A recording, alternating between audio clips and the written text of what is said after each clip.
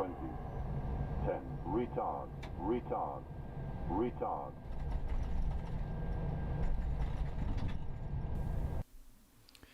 And welcome back, everyone. Now back in XP12. Looking forward to it. And look who I found. Where is he? Let's see. There he is. That's Toto with a beard. Hello, Toto. How you doing? Hey. So there we go. So guys, let me know if you want to have Toto a bit loud on the volume. I can change that. So, shared flight, something which is in the Challenge 650 now, and it's so easy to connect. It's absolutely brilliant. So Toto, shall I be pilot flying, or do you want to be pilot flying? Oh, you'll be pilot flying. I haven't even connected my joystick, so. Okay, roger that. So I will be pilot flying. Fantastic. And so I've done the flight planning. So all I need to do now is go ahead and... Welcome to Hotstart flight support. How can we help you We're ready. I'm going to get the jet ready. Perfect. See you in a minute. So Toto's heading out to the aircraft right now, just like in real life, while I do the paperwork here. Hey, Basic German, how are you doing? Do you have performance comparisons between XP11 and 12? No, I've not done much on XP 12 yet, although the latest updates have actually improved performance, at least smoothness for me. So that seems to have gotten better. Right, so let me enter 5 packs, 2 crew, jet A please, ground power not connected, tow. Oh, Toto, we don't need pushback anyways, but I had an issue with the latest better pushback where I tried to start XP 12 today and it crashed the desktop all the time, and I just took the better push. You need a new version of better pushback, version 0.52. XP 12 made some changes. Oh, okay. Maybe that's why. Okay. Right, I just need to log into my account here with...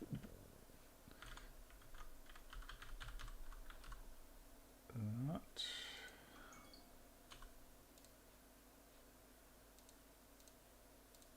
So allowing the integration. Fantastic, that worked. Cool. Right, now Navigraph works.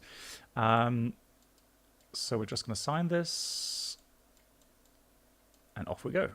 Of course, Captain. I'll get that organized for you right away. Just going to dial up the sounds for X-Plane a bit. Yeah, there we go. Cool. So we've done the flight planning. Toto's already prepping the aircraft. So let me go ahead as well. Let's get out to the aircraft. Hey, Vinny, nice to see you. Vinny, great. Long time no see. Look at that beautiful, beautiful aircraft. I love it. And look, there's Toto already in the co-pilot seat. I love that. That's just so cool. Hello. Hey. Brilliant. Yes, I'm doing very well, Vinny. I hope the same for you. Is this new aviation micro? No. So the idea behind is obviously you don't want to have too complex avatars in here, causing maybe, I don't know, FPS issues and so on. So I find it particularly important actually to be able to see someone, even though it's a fairly basic kind of visual model, but still that really helps getting the feeling here for shared flight. So that's a great addition here. Sim Caesar, thank you so much for the raid. I didn't even know you were streaming, Sim Caesar. What were you up to? Right, let me just go ahead. We need to get going. It's a 2-hour flight almost, or hour 50 or something. So let me just go ahead and do a quick walk around here. Pull all the pins and covers. Yeah, so for me personally, I cannot give any kind of comparisons right now between XP 12, XP 11. What you will notice, of course, is different clouds. We are using live weather here in X-Plane, so no additional add-on that we have right now. So I'm just going to get into the compartment here. Now visually, I have to say it is more appealing. It does have more fidelity, better reflections, so on. So that's definitely something to notice.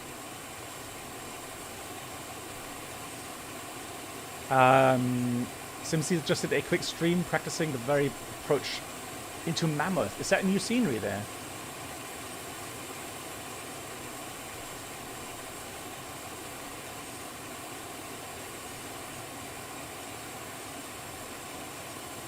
Beautiful aircraft. APU is already running, so Toto is so good at this aircraft, obviously.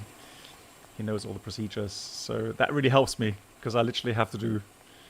Well, I still have to do some stuff, but a lot of stuff that takes a lot of time, preparations. Toto's already doing that right now, which is very cool. Right, so I've done the outside check, chocks in position, that's fine, covers are removed, pins removed.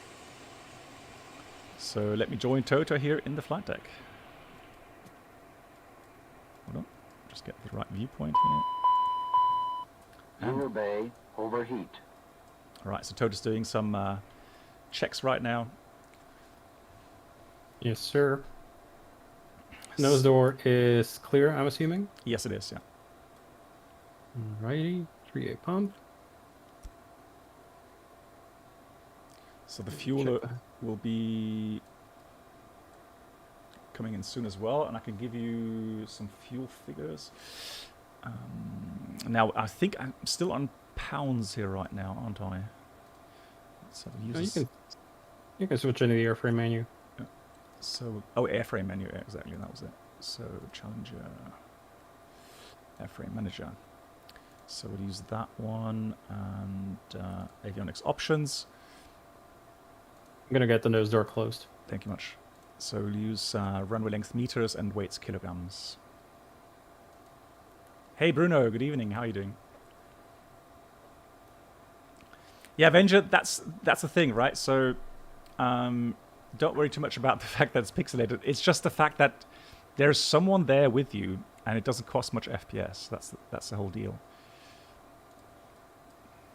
So Golf Mike. Oh, Total. Regarding connection, so I'll connect normally on XPilot.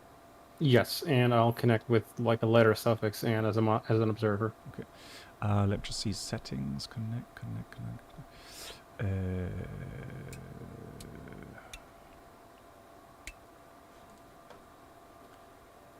There is an external. Is that external app as well? An X-Plane 12? For XPilot? Yeah. XPilot itself, so you should have it running as a separate app.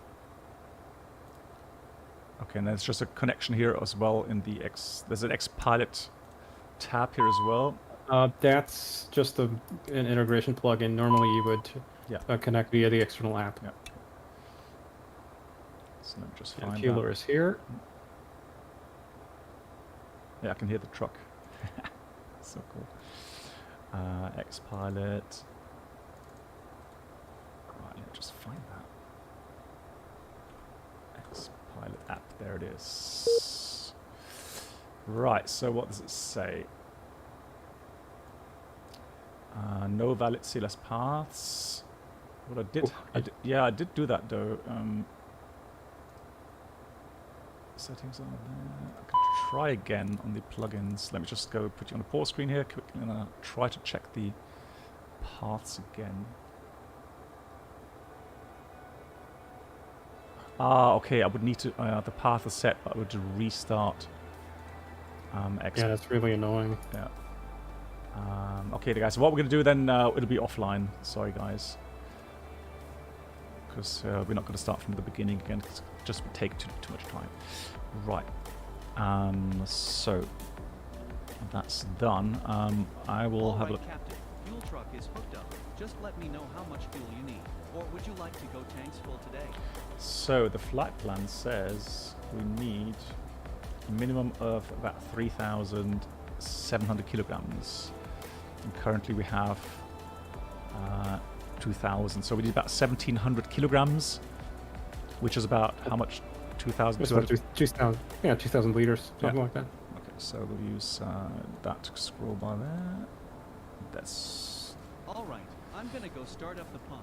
So on secondary flight plan here, I'm going to go Golf, Mike, November. Destination is La Palma. Golf Charlie Lima Alpha. Wings overheat. Oh, actually. Index. Data link. Yeah, so I did remember to put in all my data with SimBrief, etc. So,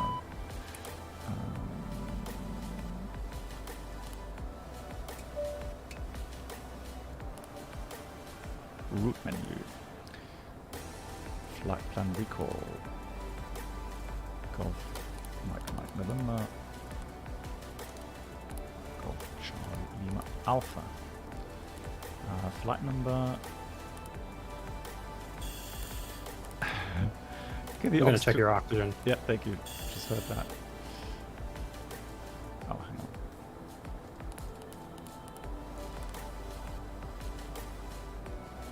Yeah, Michael. Oh, sorry, it's for the pause screen. Sorry. Yeah. Sorry for that. My bad. Not much has happened, I can promise you.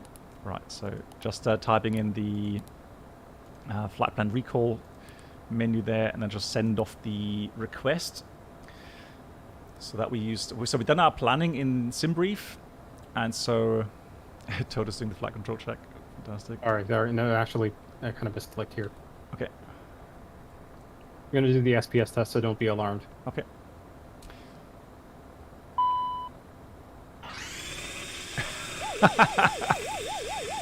Thanks for the warning. That would have scared me indeed.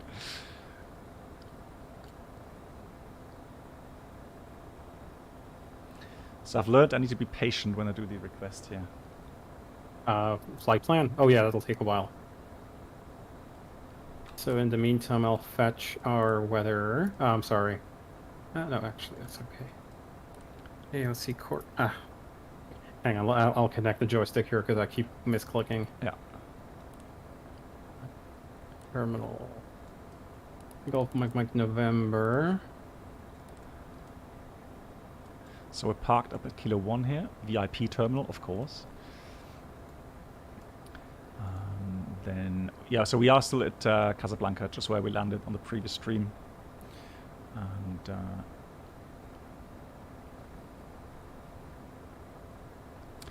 hey, Stefan, do we see here the CL650 with the in-house shared? Yes, you do, Stefan. That's exactly right.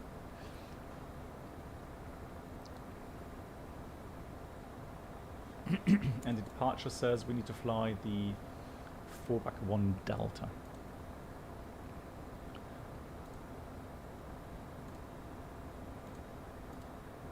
Departure. There it is. Yes, there was an update to beta version at least in XP12.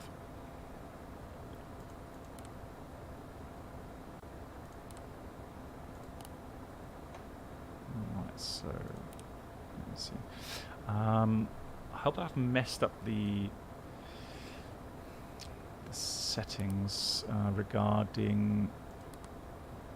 Well, I put my ID from SimBrief in there, and maybe that does work.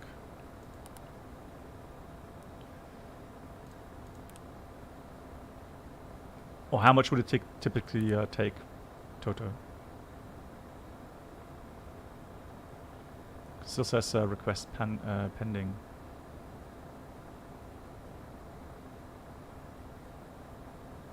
Right, check database. Should be the right database status until 3rd of November. I mean, I can change that and change again just to make sure that we have the right. The reason it's there is because in simulator time date is not real time, but that's okay. If you go into user settings miscellaneous on the Challenger, in the Challenger menu, user settings miscellaneous, and you'll be able to like set it so it doesn't annoy you. Ah, there we go. Data link flight plan just downloaded. Okay, fantastic. So user settings. Last tab. Yeah, check database. Okay, fantastic. Cool. All right, cool. Yeah, finally my weather came through as well. Yeah, just heard that. Cool. All right, so secondary flight plan, activate, execute, and there we are. There's the routing inserted now. That's cool.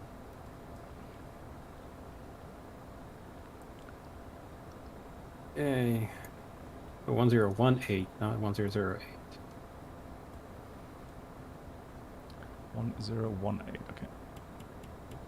Setting that. So for the arrival, the weather in Palma is variable 1 knot, so it will be the northerly landing one way. So we'll use the approach. Zulu Bay, overheat. So we could do LPV here, so we'll choose the RMP Zulu 36 LPV. So departure's already 35 Right right. slope. We'll use the Oh, 1 up. Delta in this case. Wind shear, wind shear, wind shear. So then we go for the arrival. Terrain, terrain. So Oh, Zulu 36, and the arrival routing is the Rusick 1 Quebec.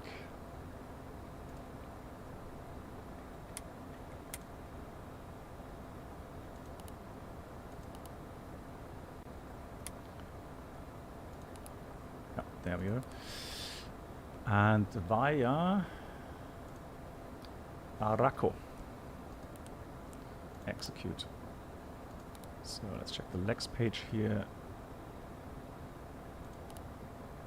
Rusick. Then it's gonna be those alarms.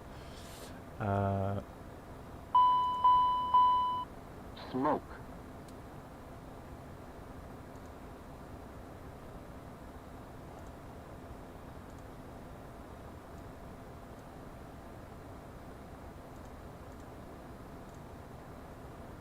So there we've got the Rusick 1 Quebec via Arco, and then the approach RMP Zulu goes via Rusick, Larry's. There we go. So we're going to take that. Previous, close that up, execute, and then Arco for the final. Oh. I'm doing the trim check. Hello, Don't worry about Captain. it. No, It's that's- Jenny from Hotstart Flight Support. Your passengers have arrived. Shall I have them brought to the plane? Yes, please. Understood. They'll be there in a couple of minutes.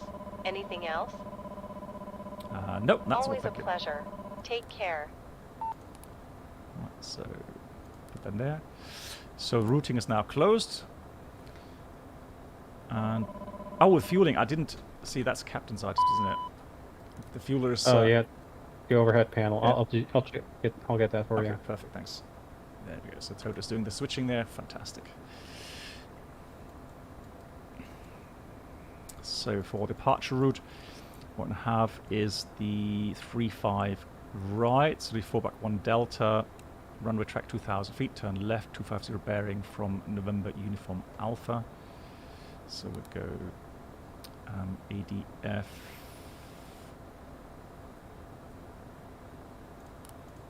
See if that works.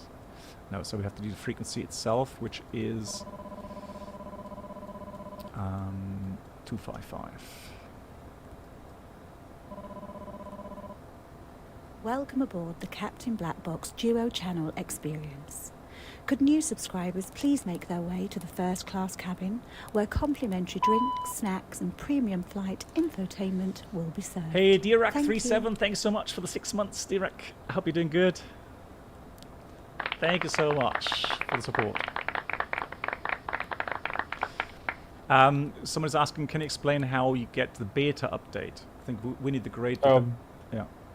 Just message me on Discord. That's all. Yeah. So Hotstart has its own Discord channel. Just join there and contact Toto directly. He will help you out. It's open to any existing challenge customer. So if you would just want to get in, it's open. Just message me. I'll send you a code. There we go.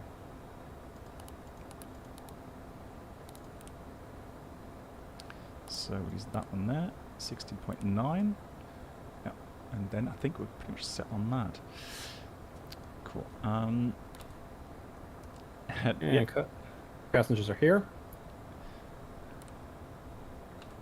Perfect.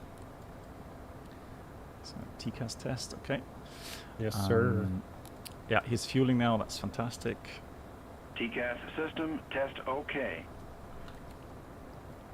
Alrighty, let's get the panels up here. So we have the flight plan, correct? Yes, We've it's already up. done that. Yeah, it's already checked. Correct. So we need performance data in a minute. I'm just going to set my panels here. Hello, Captain. How are you today? Very well, thank you. That's great to hear. Well, we're all set back there, so we can get going anytime. Yeah, we'll be getting going in a few minutes. Right, there we go. And I wanted to have present position. And then we want some more bearing source. So I want to have VOR1. And I want to have... Okay, so we'll put that on ADF2 as well. There you go. So... And we're going to have bearing source 2 on the ADF, which I just selected. So menu...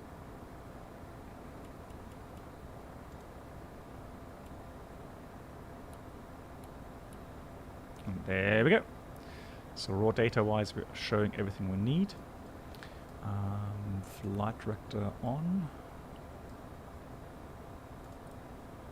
Takeoff. So performance. Are you going to do reduced? Nah, normal full. Okay. So temperature right now. Yep. Apologies. Okay. So we've got Temperature is 24. 24, thank you. 24 degrees. So takeoff is 91.9%. So we've got 5 passengers. Cargo about 100 kilograms. Fuel. Refueling is complete, Captain. Thank you. Do you need anything else? To 3.7, perfect. So, no. Okay, just one quick signature on here, and I'll be on my way. There we go. Here's a copy for your records. Have a nice day. Thank you much, PBASK. So you got clearance level 3.5. So PBASK, the problem is we can't connect to VATSIM at the moment, unfortunately. So 390 is the cruise level. Right, let me do the cruise temperature really quickly. And the wind. We can do wind update over the data link. All right, cool. If you go index, route menu, FPL and wind update, and send. Send that. All right, cool. I'm assuming ADIS and clearance we already have. Well, we would have that, yeah. Like I said, we can't go into VATSIM today, so... okay. So as filed, the fallback 1 Delta 35 right. Initial climb 5,000 feet. I'll make up a squawk code. Yeah, 5,000. And maybe actually it's wise to not go on VATSIM on the first flight on XP12. Probably. Yeah. So we wait for the wind uplink. Let me just go back to performance here. So you can throw a delete into the fuel line so it fetches the fuel. Yeah, that's it. That's what I was trying to do as well. So clear delete into there. Right, now we've got the data for the fuel. So that. Now VNAV setup, performance in it, takeoff. I'm gonna go ahead and close the door. Yeah, okay. Perfect. Thank you.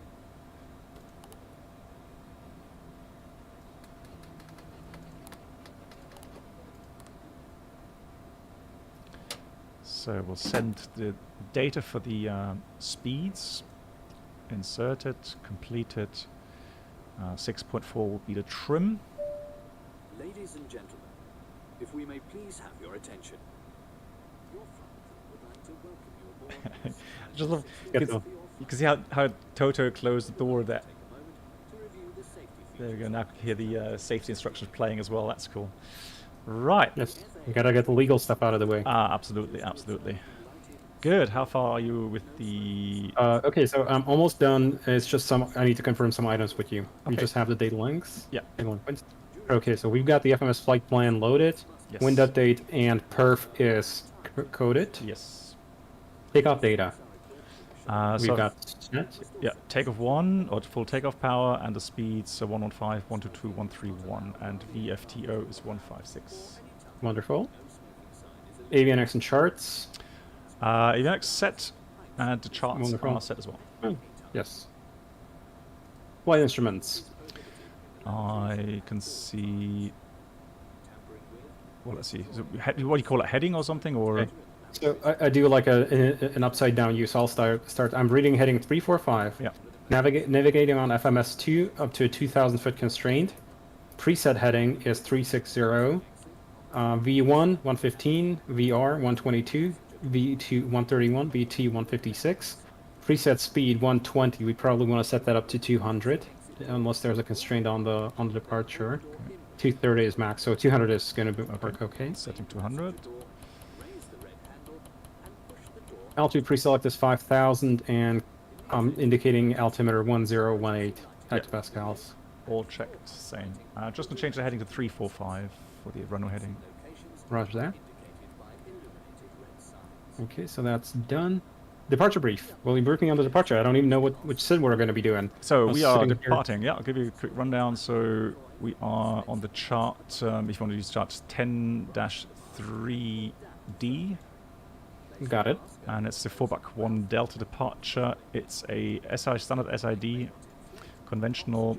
And so initially climb on runway track 2,000 feet. We'll turn left, intercept 250 degree bearing from November Uniform Alpha ADF is set on 1 and 2. Then we'll go to Botany waypoint. From there we'll intercept 221 radial outbound from Charlie Bravo Alpha. That is on VR1. 16.9 and until 30 miles from Charlie Bravo Alpha, and then we'll intercept 185 bearing to Charlie Sierra Delta, and then further on we'll go to 190 bearing outbound to Forbach. Initial climb 5,000. All is set. Roger that. Emergency procedures. Good question. So in case of a failure before V1, we'll abort, come to a stop, request fire services, and then do the procedure, the checklists. If we get failure after V1, we'll continue, of course. And engine failure, we'll climb straight ahead. I think we'll accelerate around about, I would say, 2,000 feet. Handle the problem, and then return with radar vectors. Roger that. We're taking off runway 35 right or left? Right. Right, gotcha. Do you want a secondary flight plan with a ILS 235 right or something like that? Yeah, that's cool. Oh, really cool. Let's see how he does that. I'll copy active. And go div R. Hit it again to go to the secondary pages here. And we'll go secondary flight plan GMMN arrival here. And we'll go ILS, let's say Zulu 35 right. Hang on, is there a Zulu? Yes. ILS Zulu 35 right with vectors. I'm going to review that just quickly on here. That's what it looks like. Oh, like a blue routing then. Ah, okay. Yes, that's for a secondary flight plan. Cool. So we'll just swing it around, I guess, right traffic. There's not really a whole lot of terrain around here.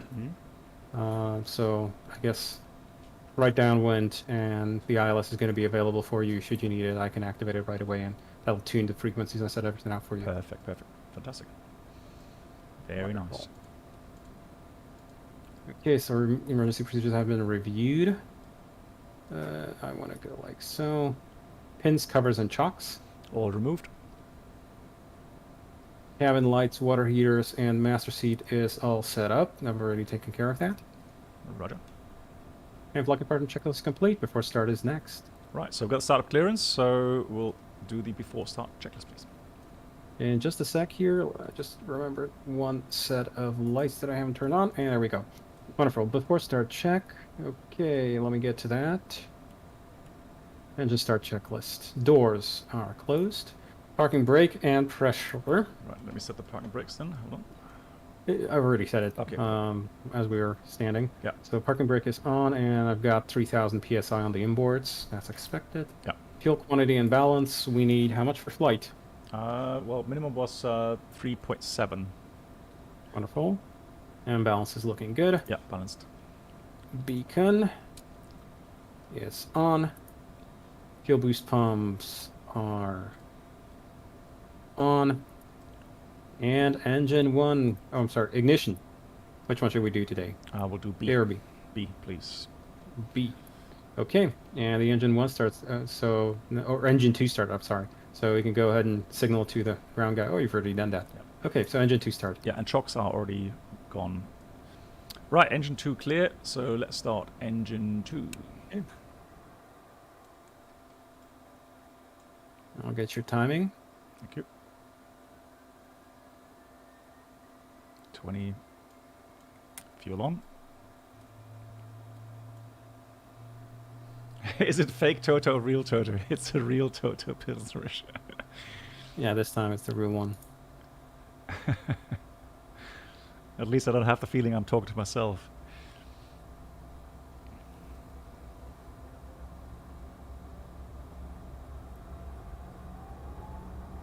Looks like a very cool, good engine start. Yep, 2462. Wonderful. Good engine start. Oh, So we'll do the fuel system check. Yeah. We'll have So let's just take the boost pumps off, Yeah. Hold on. and we'll wait for the left low pressure. Oh, you've done that. Okay, sorry. No worries. They're off. Wonderful. you And go. we've got left low pressure. Yeah, checked. Okay, pumps back on. And engine 1 start. Roger. Yeah, it was clear. Starting engine 1. Timing. Max 90 seconds is the duty cycle on the starter. Roger. That's why. Fuel on.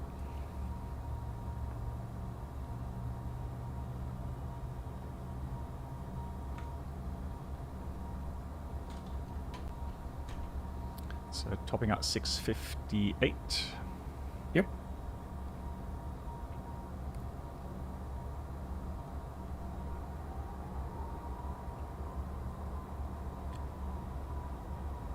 Okay, 2462. Engine stable.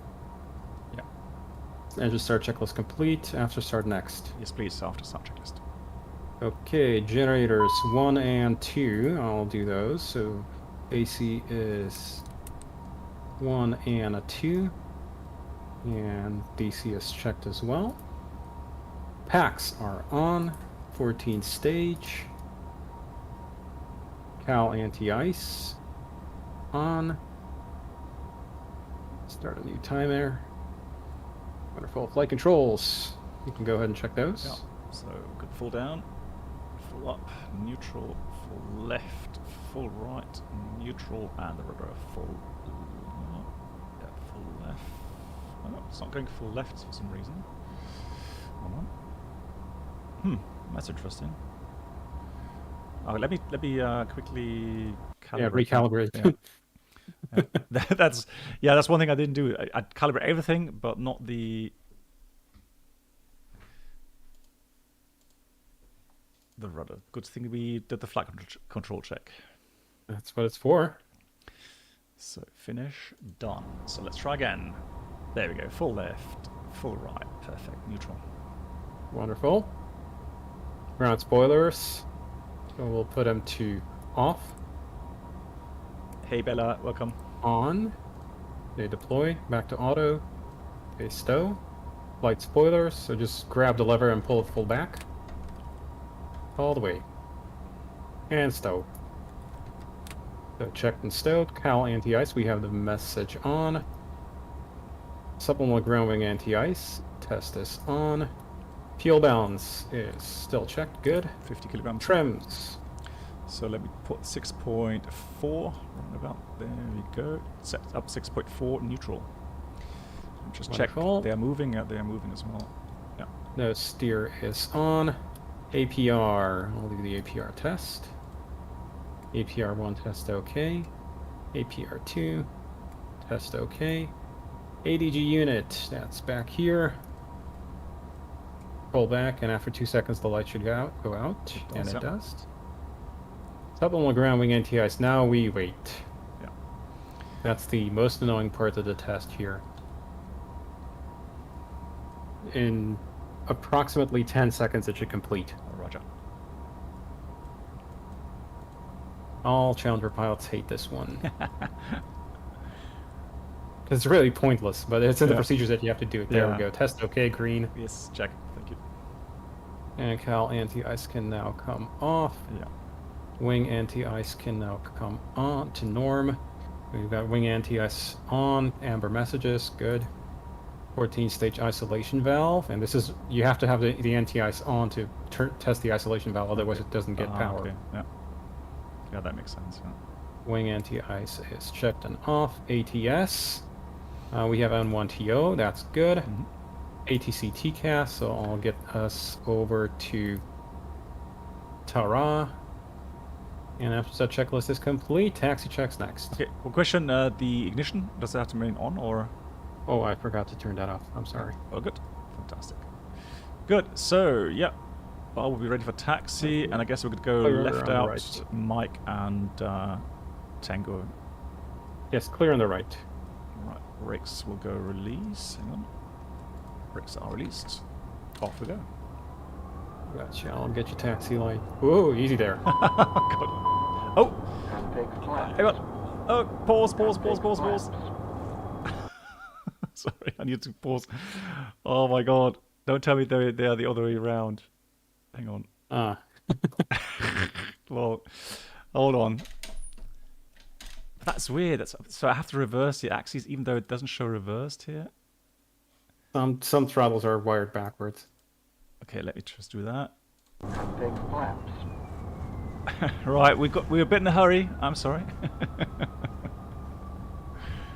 Right. There we go. All good?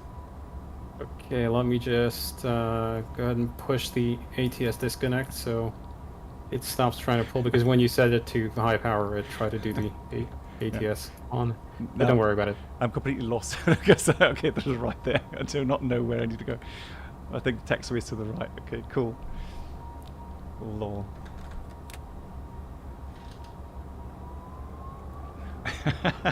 V1. Almost. Almost that V1. Good. All right. We continue now.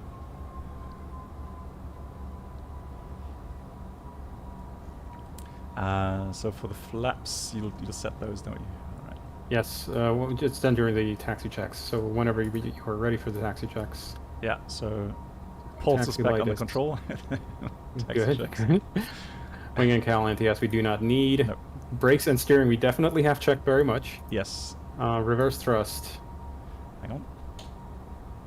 1, green, 2, green, and stowed now. Yeah, checked. Correct. Flaps are coming 20. Altimeters are 1018 on my side. Yeah, 1018 on my side. And standby is on 1018 as well. Radar weather is on. Takeoff briefing Yeah, remains the So- same. No changes. reviewed. And taxi checklist complete before takeoff next. Thank you very much. Piper, how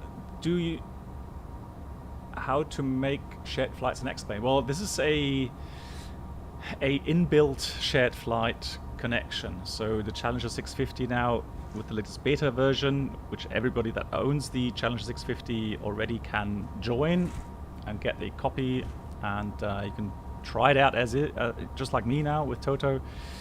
And so it's already in.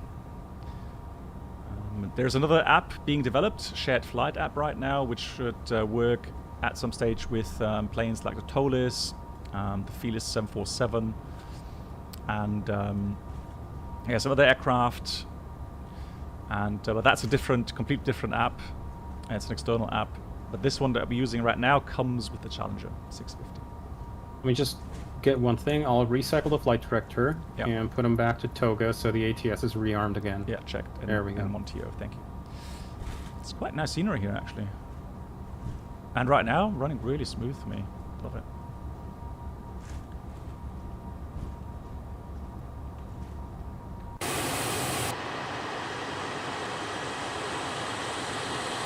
Would you like nav mode armed for after takeoff? Or would you, well, do it in flight?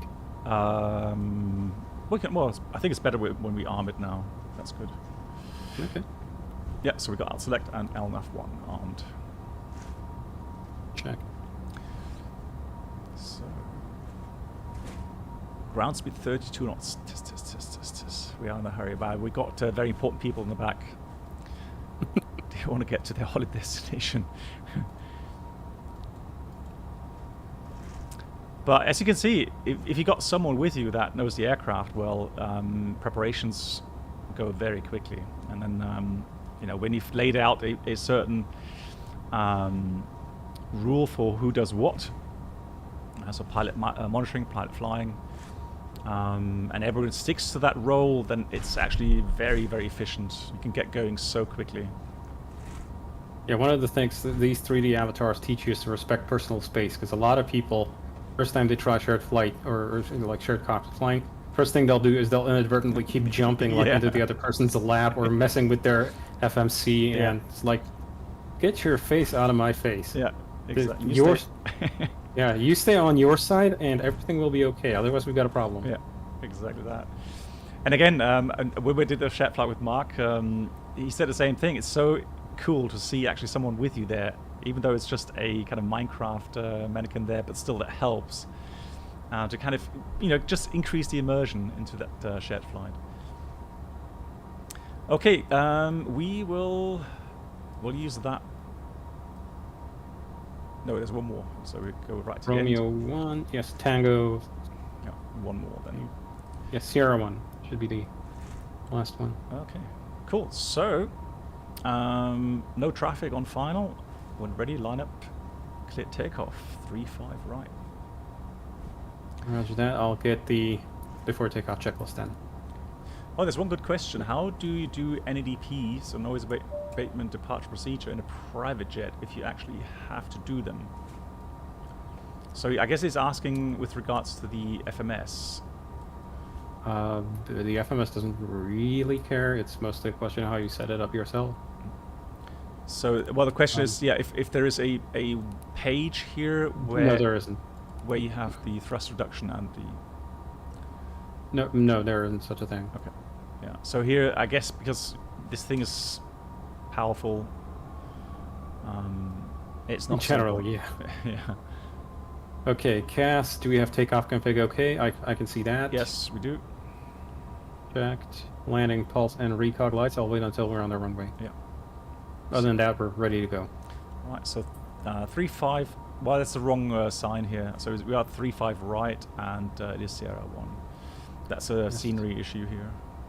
I've got another scenery and it's correctly labeled on my end. So checked, identified. Good. So approach sector is clear. And right side clear. Yeah, so all the lights on. There you go, landing lights are on. Before takeoff checklist is complete. After takeoff next. Thank you very much. Right, are you ready? We're ready. So, now one thing I don't think I have set is the Toga button. You don't, no, it doesn't work this way here. You just push the throttles up, and at 75% N1 it'll catch. You'll see the two green lights next to the ATS button come on. Ah, okay. Cool. Alright, then here we go. Takeoff.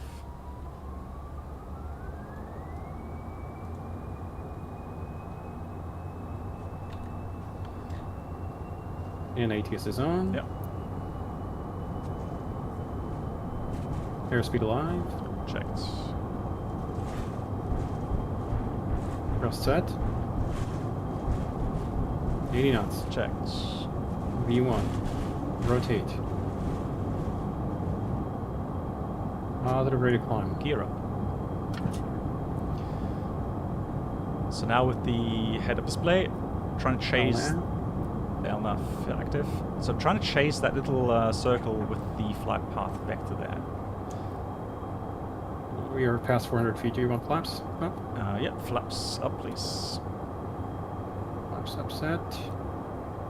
If you want any modes, just let me know. Yeah, so VNAV, please. Roger that. Speed. I'm assuming in Challenger you need to select either flight level change or vertical speed. Okay, so yeah, flight level change, please. Flight level change. The speed you want? 250? 250 is good, yeah. Flaps are up, check. Wait, do we have a speed constraint here? Oh, up to Botany we're up to 230. Okay, so 230 it is then.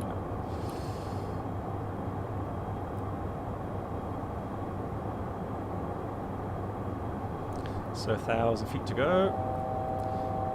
It's captured, and it should go to speed mode. I hope. It will. It'll pull back. There we go.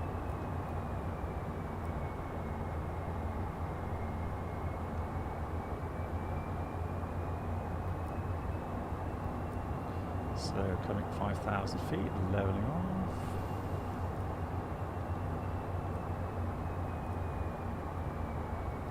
So we're still coming around the track here.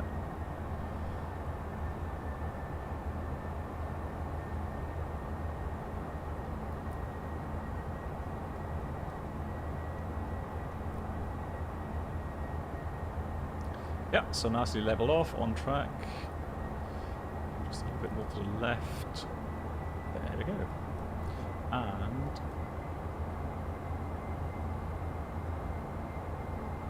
I can do the yeah, autopilot on, select please. for you.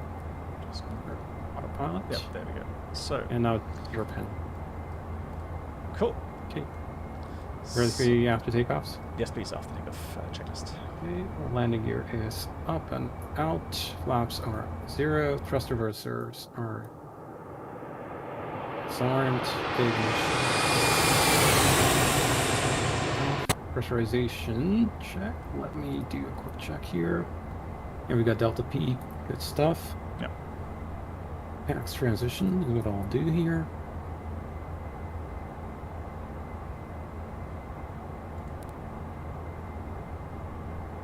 It's completed. Yep. And one, I'll set climb for you, okay? Thank you much. Perfect. Yep. One set. It's set. APU generator is coming off. Right. APU. So now we get a further Down. climb clearance. I'll use.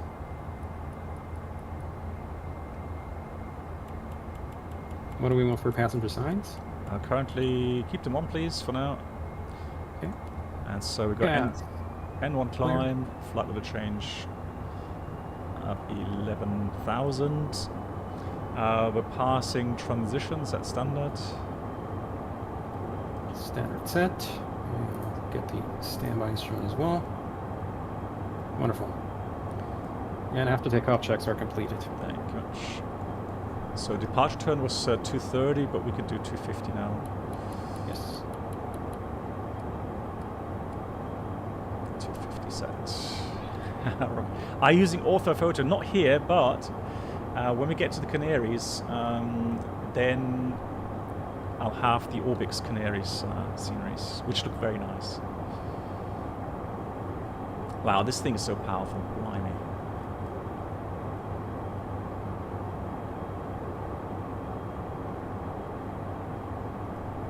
Right, so further climb is approved.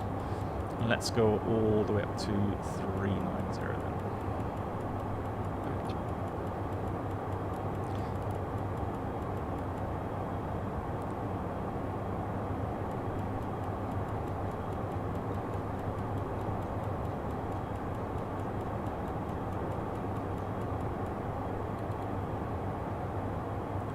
Right, 39,000 set, and I will go to performance.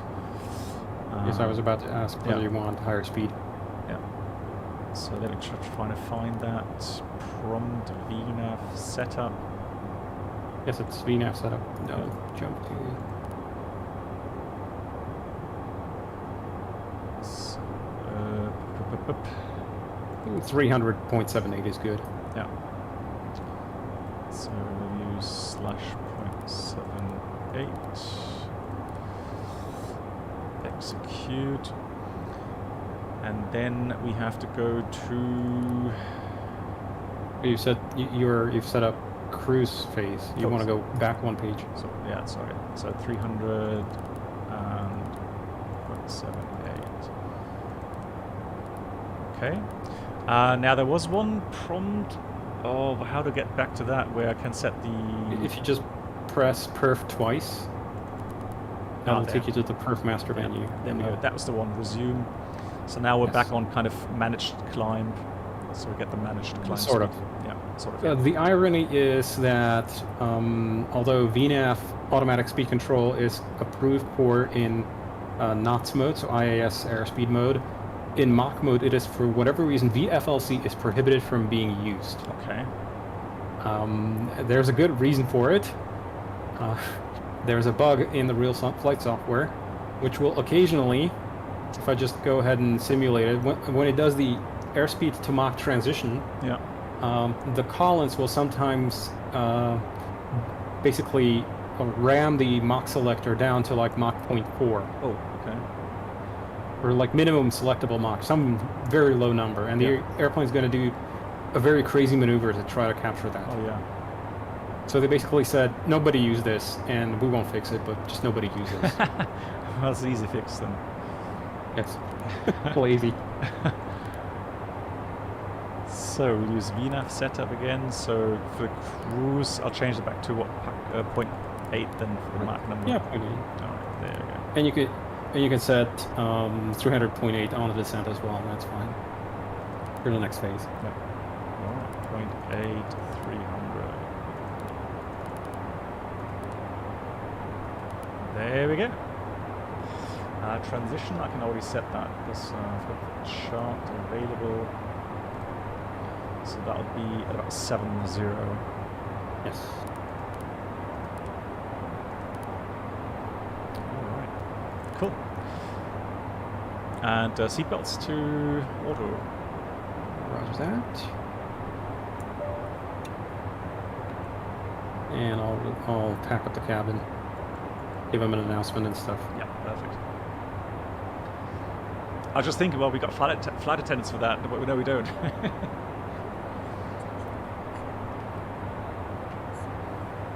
Right, so that's one issue I've heard people talk about, the flickering of the clouds, right? The shadows. Yeah, it's beta software. Yeah. I expect there will be dragons. Yeah. Hey, MAN, how you doing? Nice to see you. One non-Airbus thing you want to do here occasionally is sync up the heading bug. Oh, yeah. So As just always. press on that button. Yeah, just press the center. Yes. There we go. I want to have set this one up. So click on that, performance twice. Hey, JSnap, nice to see you. Any good business jet should have a very pretty stewardess. Well, I mean, I guess some companies will have a stewardess on board or steward. Yeah, so sometimes if you're flying with the principal owner, so you know it's basically a personal aircraft, then they will typically not have that because they know the principal owner knows how to do everything. Yeah. But if you're a charter operation and you're flying somebody who's not familiar, you'll typically hire a flight attendant, and they're not, I wouldn't say that, not as trained, but generally they are just there to basically take care of the passengers, make sure they don't break the airplane. Most evacuation stuff is handled by the pilots. So there we go. Yeah, and I mean, legally, you need a flight attendant when you have more than 50 passengers on board, so... Yeah, it also varies. It also varies under which legal framework you're operating and stuff like that. So, in the U.S., it's primarily separated into two parts of the federal aviation regulations. That'd be there's Part 91 and Part 135. Most biz jets are operated one of those. And Part 91 is if it's basically a private airplane for a person. So basically the safety standards are much lower. You can do, I wouldn't say it blatantly unsafe stuff, but they give you a lot more leeway in what you can do. Yeah. And Part 135 is basically charter operations, so that'd be essentially think airline but for business jets. So that's almost airline levels of standards. I'm sure that there will be some different rules and regulations as well here in Europe. Oh, yeah. Yeah, everything basically revolves around which part of the FARs apply to you or which type of operation you are. So, for instance, there's a lot more lax rules on record keeping, timekeeping, upkeep of the airplane if you are a Part 91 than when you're a Part 135 and that kind of stuff. Yeah. What sort of items you can defer if they're broken on the airplane and stuff like that. Okay. As you know, these things break, and you still have to fly them. Yeah.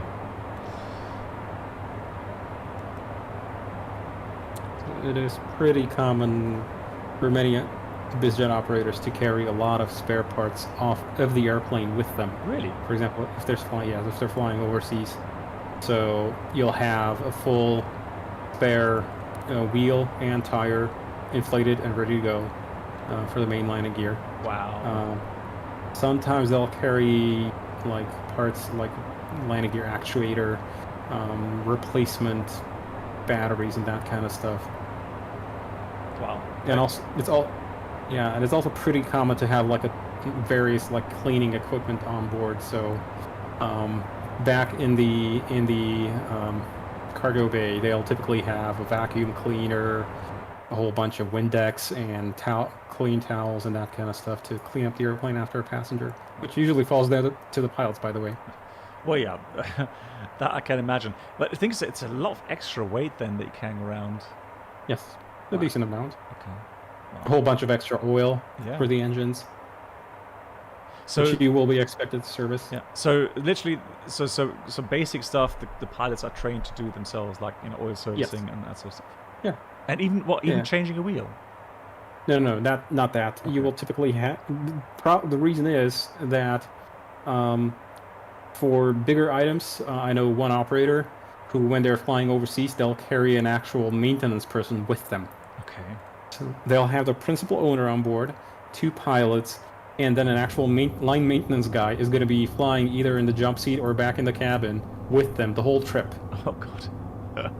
And they'll stay, for example, when the owner is like away for a week and the jet is there with them, the pilots and the maintenance person will be flying with them. Wow. Okay. Will stay basically with them.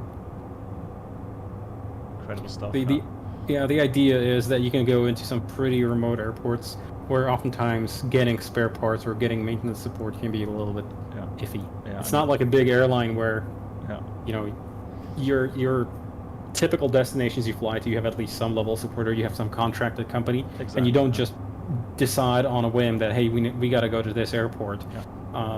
You don't just make up a destination in an airline. There's a lot of preparatory work that goes into that. But on a bizjet, you frequently will be flying to some pretty unsupported places, so you'll be expected to take care of everything.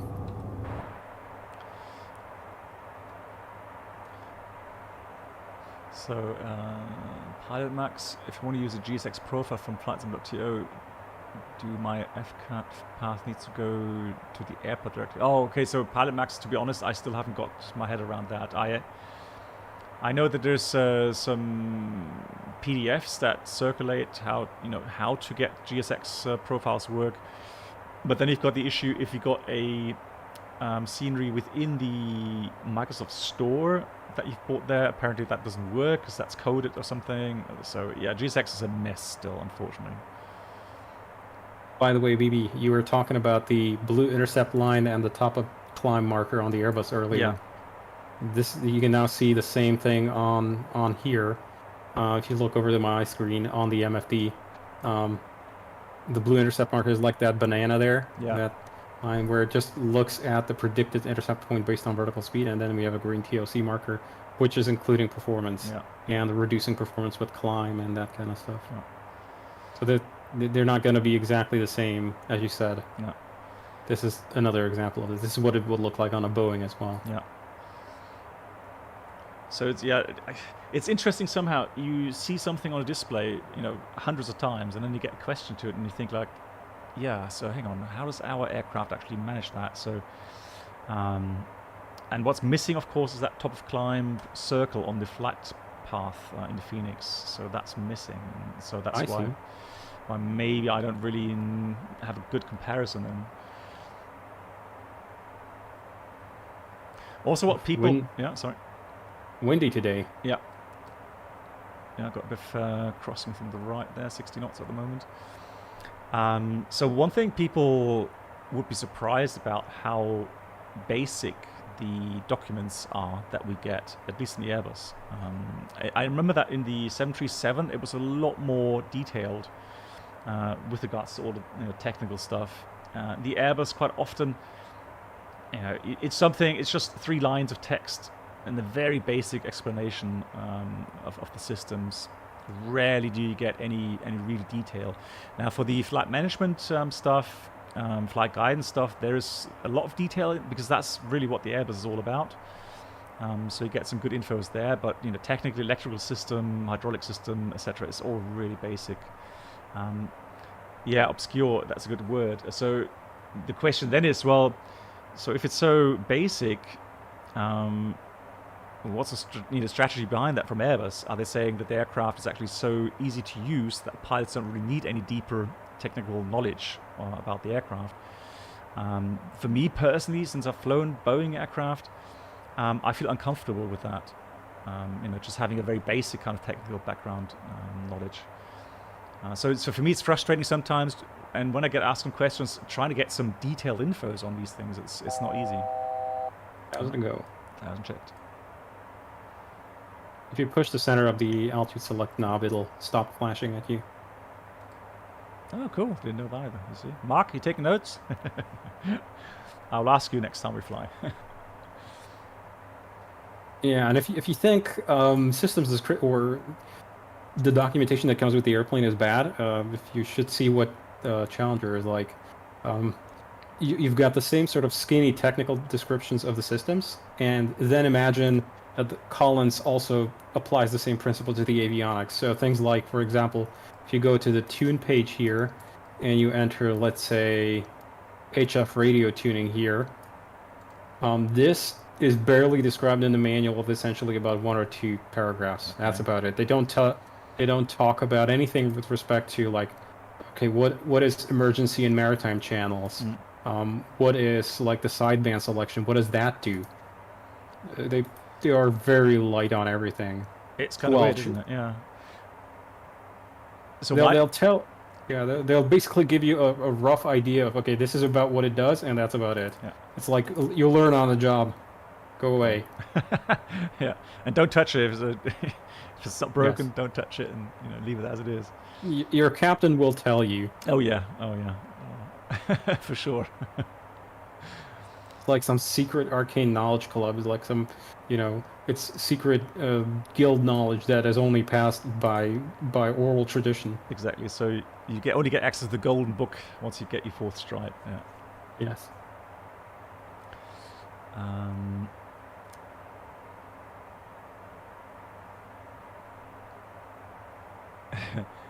Yeah, Vinny, exactly that. Okay, so just want to get your opinion on what you think is going on with the quality of 787 for the Microsoft. A few people suspect products there. I honestly, I don't know. If anything that I would comment on now is pure speculation. The only thing I know is that a lot of add-on makers are having a hard time getting their aircraft working satisfactory in Microsoft Flight Sim. The connection possibilities are limited. And one of the biggest issues, from what I've gathered, is the flight model. And you can imagine customers would really shitstorm if you get a very basic Cessna kind of feel in the quality wing 787. So they need to adapt, they need to tune that externally, and then have that connected with Microsoft. And that's a nightmare sometimes. So. I can imagine, they don't have many developers in that working on that area, limited funds, that sort of stuff, so it takes a while. But again, just guessing here. The gold book only has 1 page that literally has nothing. What, Vinny? Are you saying it's just a big mystery? Yes, so Earth Kuma, it's a beta version, and again, if you own the Challenger 650, you can have access to the beta to fly it here in XP12. Just need to contact the developer on their Discord channel. Nuno says, I flew the Cessna Citation 550. We flew ambulance, cargo, passengers. The plane had a special bigger door, and we flew to different airports every day. It was fun. Okay, so Nuno, so, I mean, this is like something, an area that I literally know nothing about. I can imagine some stuff, obviously, but, you know, if you're saying, especially ambulance flights, it means, or cargo flights in the jungle and so on, I'm talking about, you know, kind of very iffy kind of, you know, airports, runways, you know, not really, you know, not really guarded, or, you know, any fences around the airport, that sort of stuff. Cows, dogs, whatever on the runway. So must have been very, very exciting. Zach is doing weather exam for VATSIM, be a virtual, but when it's time, I'm going to be scared when talking to ADC. No, don't worry. So Zach, the thing is this: everybody starts off from, you know, scratch, and so you know, you always, I know people, we all know that feeling. You feel stupid because you're not, you know, very, very proficient, and you don't know all the rules, or you don't know all the quotes and stuff, and then you make mistakes, and yeah, you feel kind of embarrassed. But you know, it's just learning by doing mostly. So theory is always one thing, but actually applying it in the aircraft, or, you know, as a controller, obviously you have a lot more to cope with. You know, a lot more inputs with your sensors. Yeah. So just to see that everyone has had that, and don't worry too much about it. Just try to concentrate, try and do your best, and you'll be fine. So Toto, so you're still busy at the moment programming stuff for the XP12 Yes. version? So there's some remaining bugs for X-Plane 12. I need to check some stuff with position syncing on the X-Plane 12 version with shared cockpit. I've heard that there's some problems, so this is kind of also a test flight for me. Okay. But at the same time, we are pretty close to being done with the basically generally releasing the update that has shared cockpit integrated and X-Plane 12 support. We were getting close to getting the shared cockpit version itself ready about a month ago, and then X-Plane 12 dropped for beta access to everybody, and we were like, okay, do we release the X-Plane 11 version only in like 2 weeks, or do we postpone for a few more weeks and get the X-Plane 12 port also done, so we don't get bombarded by, you know, people asking why, hey, when's the X-Plane 12 update gonna be available, that kind of stuff. So that's just it. It's just so difficult to predict, you know, certain things, especially with new versions coming out, on how stuff works. JSNAP, but also, of course, you know, then, you know, you've got private stuff to take care of as well. So yeah, people, especially flight simmers, are not the most patient kind of people. At least I know I'm not. Not to interrupt your mental flow, but what is our alternate today? Okay, so that's actually a good point. So if we look at the map, currently still over the main land. Just the flight plan alternate, so I can go ahead and fetch weather for it. Yeah. So for the routing, we go ahead first of all. Let's try Agadir. That is Golf Mike Alpha Delta. Okay. That's just ahead of us. Sure. And Golf then, Mike Alpha Delta. Yeah. And then really we could go, well, Golf Mike Alpha Golf. Golf Mike Alpha Golf. And what is our actual flight plan alternate? And the actual flight plan alternate is Golf Charlie Tango Sierra. This is GCTS. So can I enter that as the alternate to the flight plan here? Yeah. Just to confirm. Yeah. Okay. That's Execute that change. GCT. Oh my. Okay. So far so good. Send. Okay, and with this we will have fuel predictions for the alternate as well. So right now predicted alternate fuel is 1670 kilograms. Yeah, perfect on that. So, all right. So an hour 22 to go to Golf Charlie Alpha. Yes. And is there a possibility to draw in fixed info range rings, that sort of stuff? Sure. Cool. Absolutely. Yeah. So that's something we would of course do, you know, in any aircraft really to maintain situational awareness. Have a plan B, because you know sometimes things go wrong. You can have a fire Okay, on let me- board, sick passenger. Let me set your range higher Yeah. here, and actually what I'm going to do is I'm going to give you, on your screen, I'm going to give you geopolitical maps so you can see where the water is. Cool. Oh yes, that looks very nice. Almost a destination. Almost. Avion Engine, good evening. Thank you very much for the stream. Really enjoying it. Cool. Again, guys, I don't know how many of you have actually ever tried shared cockpit. I know the issue really is the connection. So Don't just crap on me. So don't know. yeah. So the thing is, any add-on maker that wants to do shared flight is facing that problem, trying to get a easy and safe, stable connection going. In my case, it was my machine is pretty low on memory, so Okay. I ran out of memory. So hey Dan, yeah.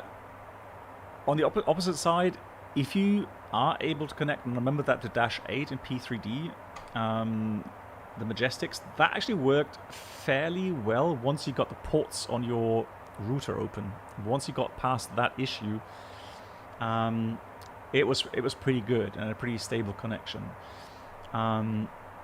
Anything else, quite often, that goes between a direct connection. We've seen, some issues from time to time, and so I don't know exactly how Toto. Well, I know in parts how Toto did it to make sure that the aircraft syncs up very, very good in a stable manner, not having the issue like many other shared flight apps that you can have desynchronization of the data. And I mean, look at the aircraft, especially when you have glass cockpit aircraft, how many data refs there are actually running in the background that need to be synced between the two parties. And the problem is once you have a desynchronization, how do you get it back to synchronize again? Right, that would be the next problem. That's what I've seen in the past. So one idea, of course, is to have a server running somewhere. So just like with the shared flight currently in production there, having servers in the US and Europe, and I guess in Asia somewhere as well. And then having both parties connect through the server, and also making it more stable, faster, more reliable. But yeah, the fun is flying together. So when you actually manage to get connected easily and it's reliable and you don't have to worry too much about these issues, and can just enjoy the pure flying in shared flight, that's absolutely cool. I can just recommend it. So when you fly with your best buddies, you just simply share the flight deck, and whatever, you cruise here, you have your talks just like in real life, like real pilots. And I'm back. Excellent.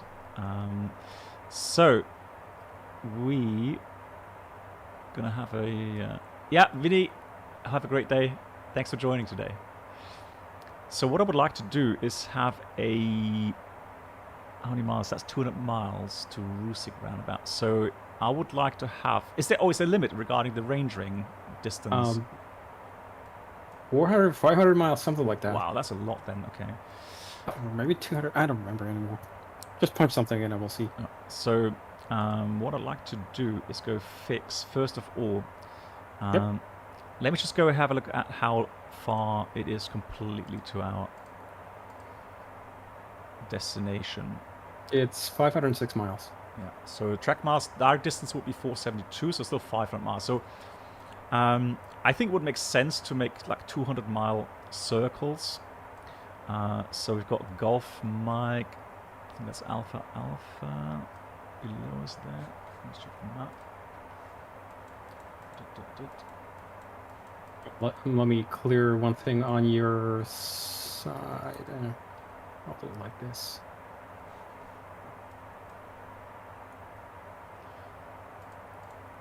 Or did you want airports around you? Yeah, airports would be great because that's a cool feature. Let's make it nearest airports Yeah. only. Nearest airports. Hey Luke, good There we evening. How are you doing?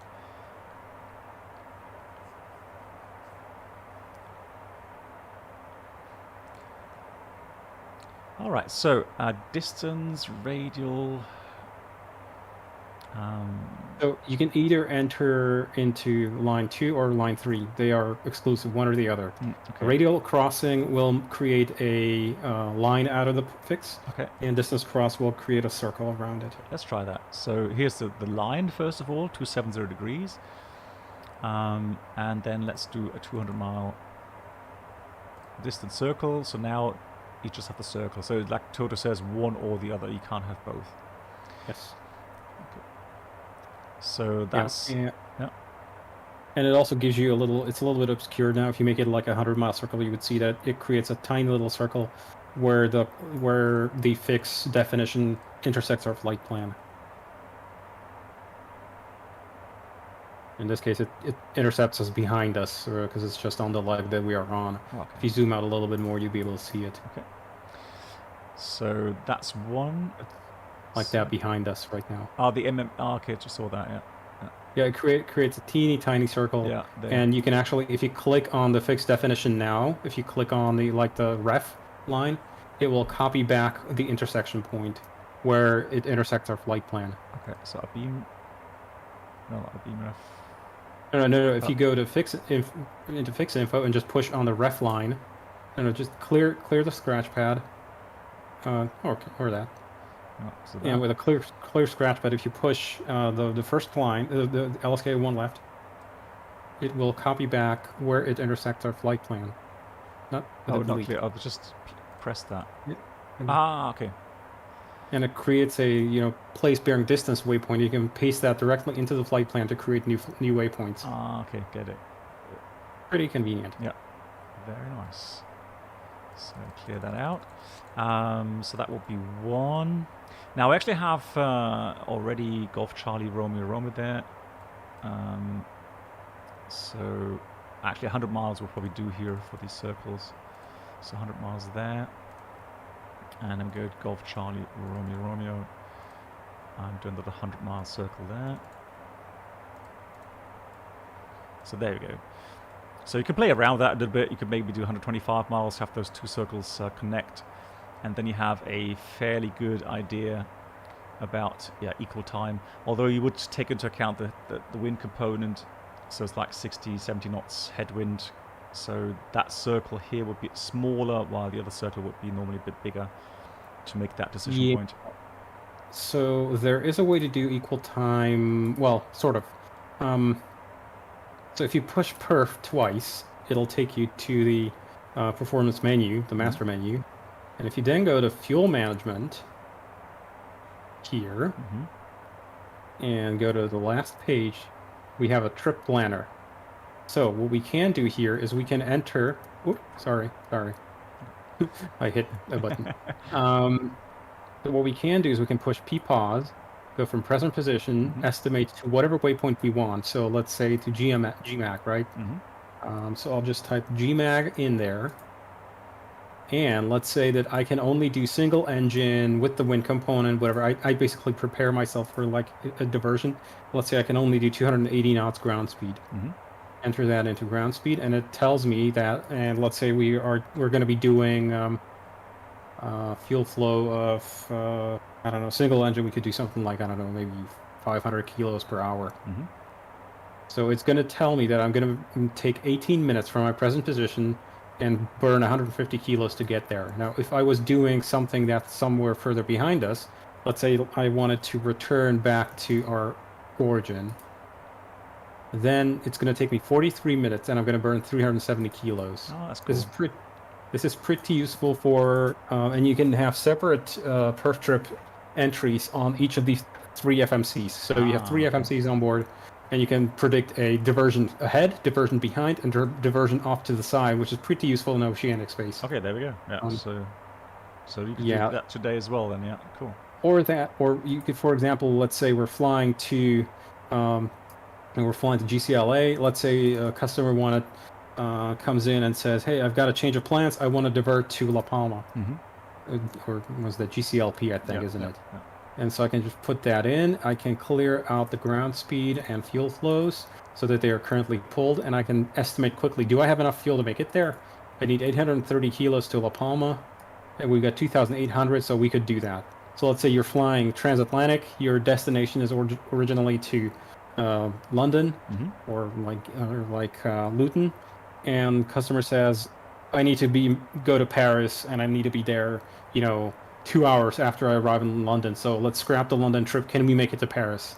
You can quickly estimate, are we going to be able to make that trip without refuel? There we go. I'm sure a lot of people didn't know that. Very nice. So that was under Perf. Yeah, Perf Master Menu, Fuel Management. Fuel Management. And then you go page 3, Perf Trip. Okay. There we go. And you can do from to entry. You can enter a custom ground speed. You can enter a custom fuel flow, and it's going to compute the rest for you. Okay. We can clear that out and basically leave any custom entries. So let's say if I had 350 as a custom ground speed in there, if I could clear, then it's basically going to pull that from whatever speed I'm currently doing. Yeah, that's true. Yeah, 387, exactly ground speed we have. Nice. So there's a lot of sort of fuel management tricks in here that you can do, especially for long distance flying. Recently, we figured out how to do essentially kind of sort of step climbs with performance predictions, even though the FMC internally isn't actually capable of doing it, not natively, but there's a way to coax it into it, basically to trick it to do it right. Okay.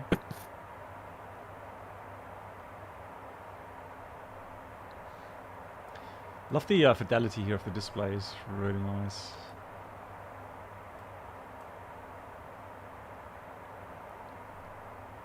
Pick me up on the way to Paris, please. Yeah, from here, probably wouldn't make it there, would we? No, not from here. But can you fly higher than level 390? 410 is the ceiling. 410 is the ceiling. No. Yeah, if you want, we can climb up there. All right, let's do that. So, let's done it. Easy peasy. Just set the pre-selector up and flight level change or vertical speed, one of those, whichever one you want. We'll use flight level change. Yep. And you see that now, if I push, if I go to the VNAV setup page, it goes to VNAV climb, so that means that's the current VNAV phase. It's targeting Mach 7.8 automatically. Yeah. It's realized that, okay, you want a further climb. And in fact, it's already adjusted our cruise altitude on VNAV cruise up to flight level 410, since that's our pre-selector. Yeah, that's automatically set. Nice. These other jets, sometimes when I hear something on the frequency when I'm flying, the requesting level, 500? No, not 5, but let's say 480 or something, 470? Yes. Wow, it's just... well, instantly that's a private jet. It's crazy high. That's just... The Challenger, back when the Challenger was designed, it wasn't quite designed for such a high cruise altitude. RVSM wasn't probably even... Was it? How's it go? Yeah, checked. I don't even know when that was implemented, RVSM. Yeah, the Challenger first entry into service was in 1980. That's a long time ago as well, yeah. Yeah, so she's been around for a while. Yeah. ETOPS didn't exist back then. What? Seriously? Yeah, ETOPS is from 1984, I think. Wow. Well, it's a long time. One of the first aircraft to have ETOPS ratings was the Boeing 767. Yeah. And I think everyone thought they're all mad. That it's completely unsafe to do so. But they got proven wrong. It's quite interesting to see. I saw a video on what they would call it, Lufttaxi, so air taxi. So these autonomous vehicles that would fly and serve as a taxi, as they say. Although, I mean, looking at that, they're going to take like 4 passengers maximum, and fly normally about 100 miles. But there's one company that has done now something And it looks very promising, actually, the way they've set the aircraft up. And it's electrical as well, I think.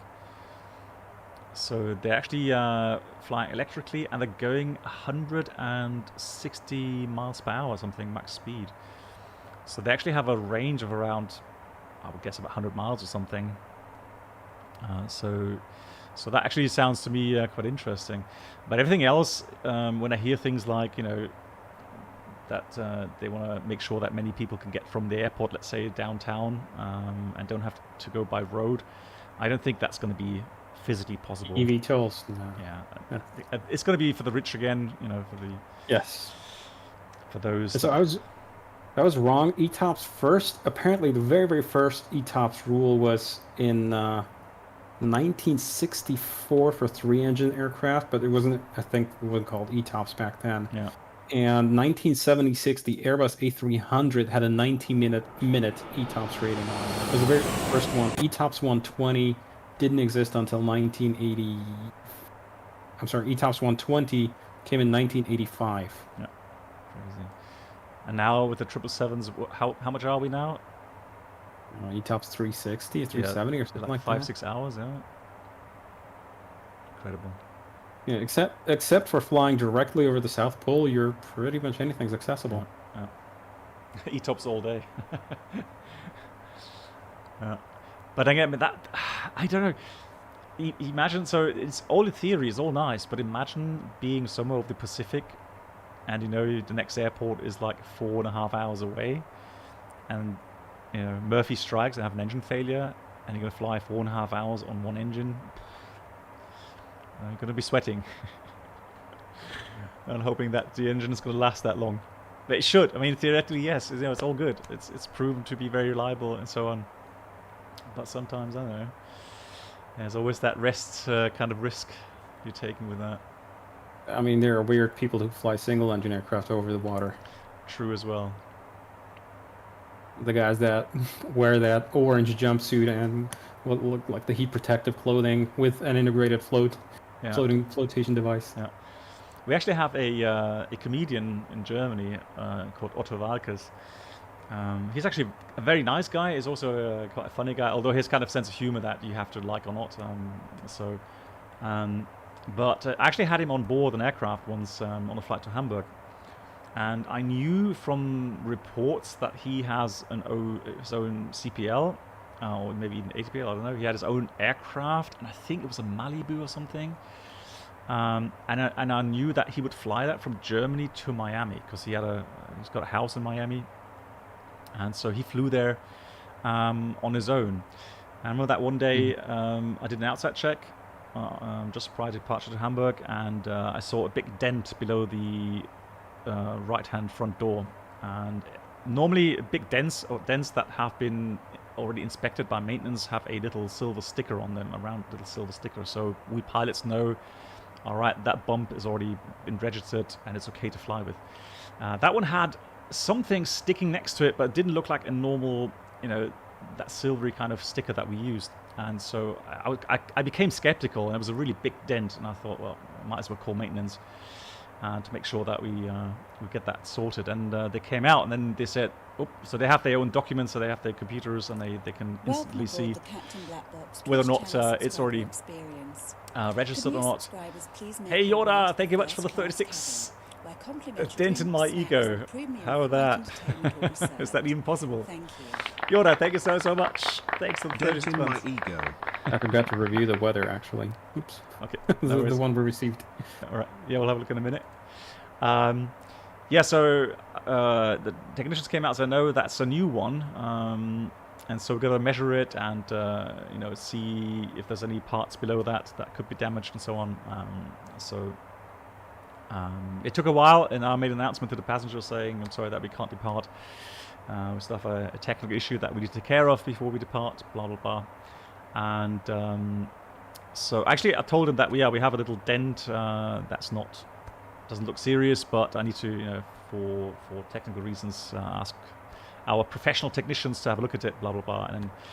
And then just as I finished my announcement in the cabin, Otovakis came around the corner. I didn't know he was on board, but and you would recognize him because he's kind of a look that you would recognize any day, any night.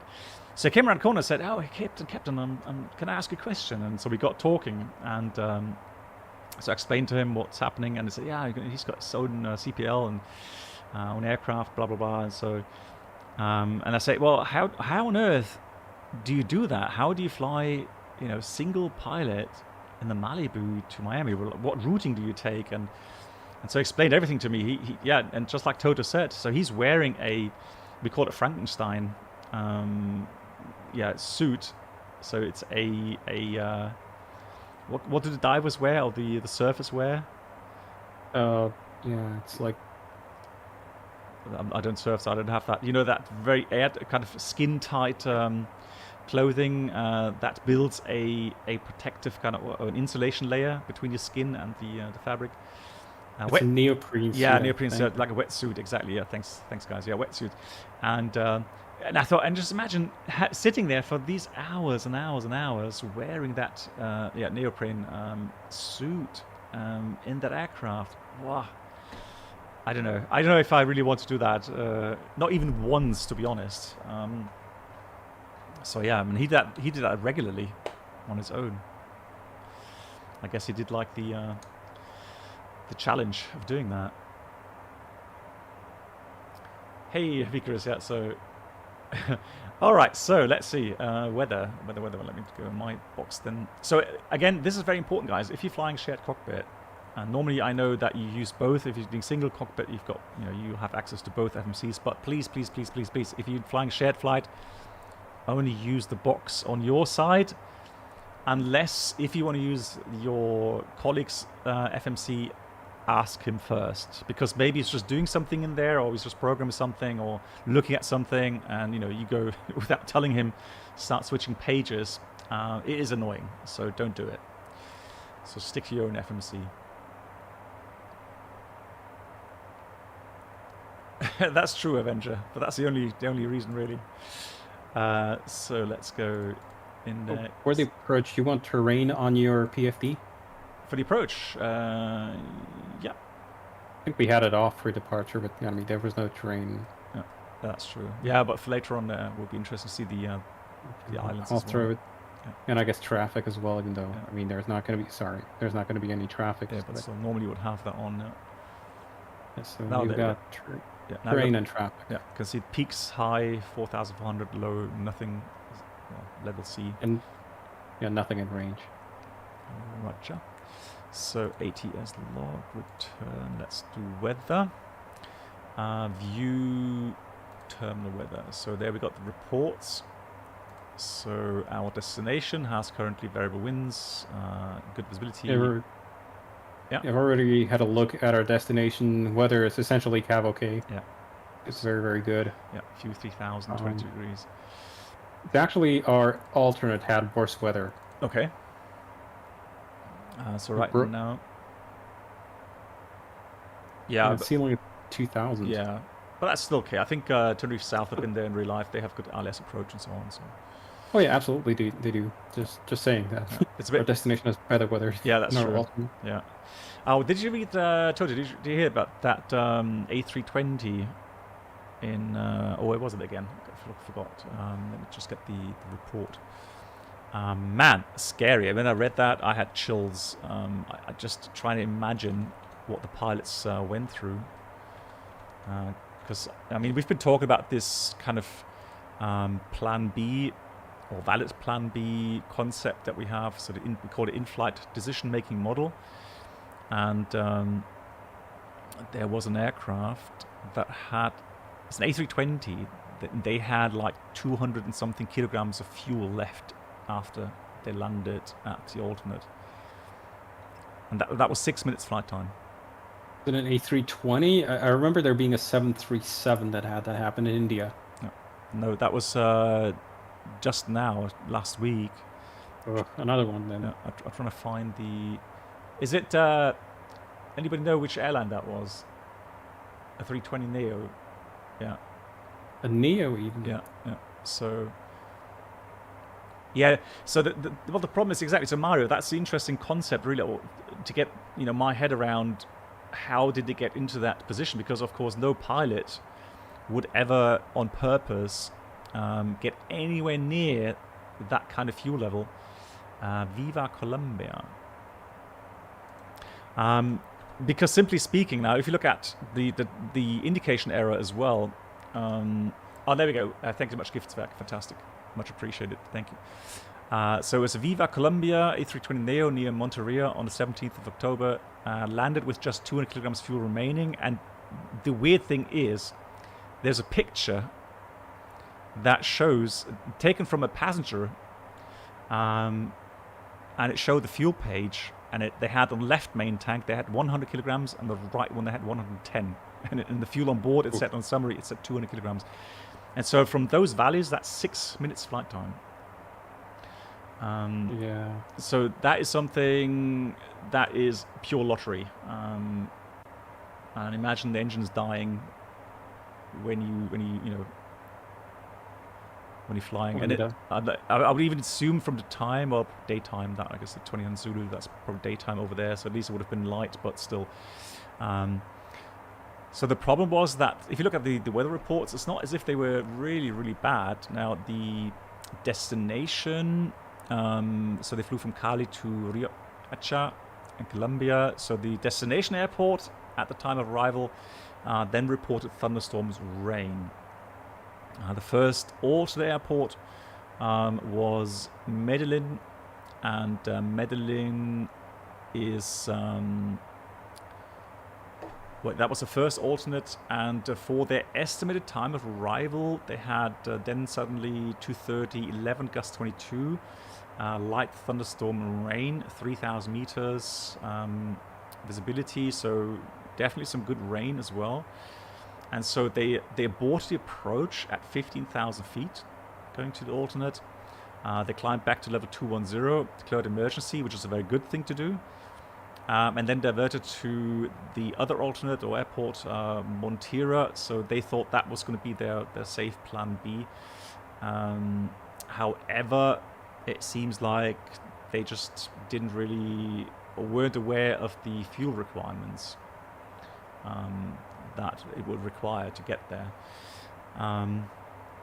So I was wondering, why did they fly to, or what were the forecasts like going to Riacha? So, were there thunderstorms actually in the forecast? So that way, on the ground, you would already, think about taking some extra fuel, right? If the destination has thunderstorms in the forecast, yeah, sure, you would take some extra fuel. However, that's just one part of the whole process. The important thing is that when you fly to your destination, you always make sure that you have a valid plan B alternate airport, and we have that assessment with our risks or threats, as we call them. And on my website, I've actually had that published regarding, or was it on Discord? I'm not sure. 777 Bob says that the pilots thought they were flying to Phoenix with a different fuel flow. Yeah. Okay, probably. Although I have to say the Phoenix has the same fuel flow as a Neo, so that pretty much adds up. But still, if they were in the CO, it would have probably gone a completely different way. So that's the thing with the Plan B, and the only thing really, and the little trap you can get into, is if you have a forecast which looks benign, and looking at the historic meta or TAF for Medellin actually didn't really show a tempo thunderstorm until shortly before they arrived. So I assume when they departed, or when they did their flight planning, the alternate actually didn't have threats in them, and hence that's why they decided on a certain amount of fuel, took off, and were maybe not checking the weather regularly enough to make sure their primary alternate airport is still valid, and they continued to destination. So the idea is that if the minute that your alternate, so the Plan B airport, has threats in them, thunderstorms would be one thing, low vis would be something else, a lot of traffic for whatever reason would mean suddenly Plan B has threats. I'll give an example. If we go to Frankfurt, and then everybody starts diverting, well, your alternate airport, which is, let's say, Stuttgart, would then become a threat airport because a lot of aircraft will be inbound. So even if it's CAV okay, you're going to have to treat that as a threat airport because of that. So what does it mean? Initially, it means immediately that you will need not just 30 minutes final reserve fuel, you will need 45 minutes final reserve fuel at your alternate airport. That's for one thing. And then the other thing is that you do your calculations, and again, you make sure that you find an airport that doesn't have threats in them. And that is just so vital. And it can have some really weird outcomes. I'll give an example, real world, in March, I think it was, this year. We had a storm front of Europe where literally within like 300 miles around Frankfurt, all airports had more than 25 knots of wind. Right? We had airports that had up to 50 knots of wind, but literally you could not find an airport within like 300 miles around Frankfurt that had less than 25 knots wind component. So for us, that's a threat. So even though you would think, well, 25 knot isn't really a threat, well, if it's a crosswind and going gusty above that value, then, well, yeah, it does become a threat to some sort. So you know, from our books, I had to find an alternate airport already during pre-planning that would cater for it, although it's called in-flight planning. But of course, on the ground already, when you do your fuel selections or fuel calculation, you already take that into account. So it was an A321. We came from Porto, I think it was, or Lisbon, so a long flight, and I had to take Milano, Malpensa, as the primary alternate airport because, yeah, there was no other airports around that had no threats in them. So a lot of fuel, obviously, that we took on was for that purpose, to divert to Milan. Now, as we came towards Frankfurt, we were informed that Frankfurt Airport was actually closed because of thunderstorms. So not only did we have strong winds, we actually had some thunderstorms in the areas.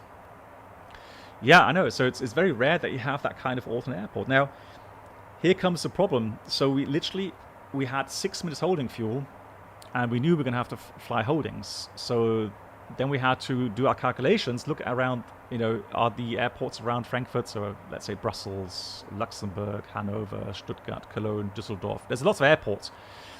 We went through like 15 airports, and we could not find a single one. Oh, really? Toto, okay, that's weird.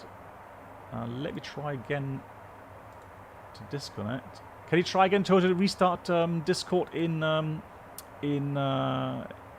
with administrative rights? Maybe that works. Yeah. So yeah, as we approached Frankfurt, we could not initially find. Okay, that's weird. Yeah. Oh well, we'll see. Toto, hopefully it will reconnect. And so actually we had to prepare a diversion. So you could say, well, that's stupid because that's going to cost so much fuel. Why don't you choose an airport that has, you know, 25 knot crosswind or whatever? You know, you can handle it, right? Well, the problem is if you start taking these kind of risks, at some point, right, one aircraft will have an issue and can't land, and then you pretty much have no more options, right? Because when you're already flying to an alternate airport, technically you will arrive with 30 minutes remaining fuel before the engines shut down, which is not that much. So plan B, or risks, threats, right? 45 minute final reserve fuel, that's a good thing. But still, once you have made your decision to divert, you are quite often putting yourself into a spot where you do not have another option, right, after you made that decision. So that's the key. That's something you need to be so careful with. And 95% of all the flights, you know, you don't really get into that corner. But man, you know, these areas where you have frequent thunderstorms are very rapidly changing weather.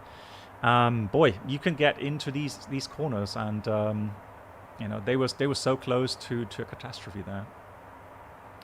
Toto posted a link as well regarding an issue.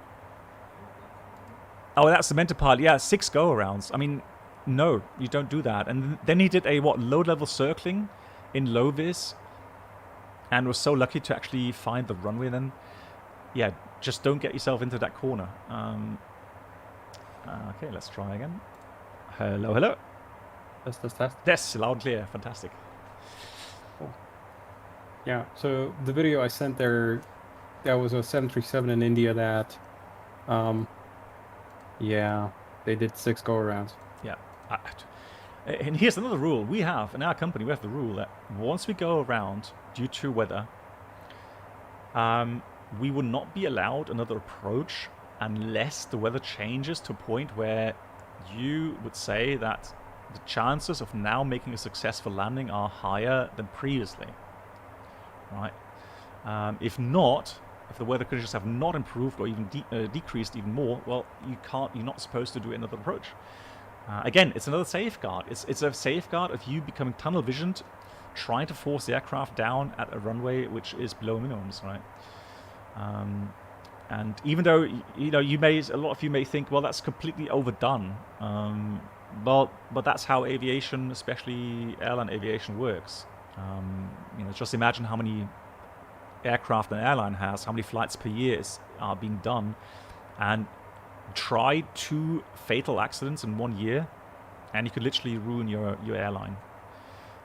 You could force it to become bankrupt. So that's why, of course, that's why that thing is, the safety aspect is so high in the agenda. Yep, stands to reason. Just doing a quick reload of the airplane for myself here because it's a little bit borked after the reconnect. Okay. There was some networking issue. Okay.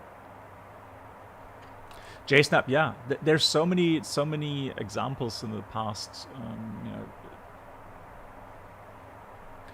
Is it alright legally wise to use your final reserve for taxi? No. Oh, sorry. Sorry. Once you land with it remaining, yes, it's a touchdown value. Yeah, that is Mario. That is correct. Well, final reserve isn't even touchdown value. Final reserve is a value that you arrive with, so 30 minutes remaining flight time at 1,500 feet above the alternate airport. That's your legal value. So you can burn, when you're at your alternate airport, you can burn, all right, yeah, there we go, reconnected. That fuel, all right? So you just need to make sure you declare an emergency and make sure you get down, and not use that last bit of fuel that you have. The lowest value that I have landed an A320 with was 1,200 something kilograms, which was just above the final reserve fuel. So we already called in with low fuel to let ATC know that we don't have many options anymore. But being then so close to actually having to go ahead and do a mayday call regarding fuel, that was a bit, yeah, I did feel uncomfortable with that. Test? Yeah, loud and clear. And I just saw you, oh, actually no, you're gone again. Test? Yeah, I can hear you, Toto. Can you hear me? I'll just type that. Oh, it's going to shout. Try caps letters.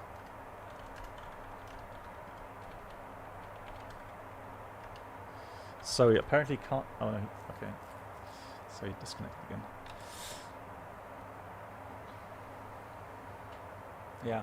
Also, you have to realize that the moment that you get into these corners where, well, think of it this way: fuel is time, so we call it time in your tanks.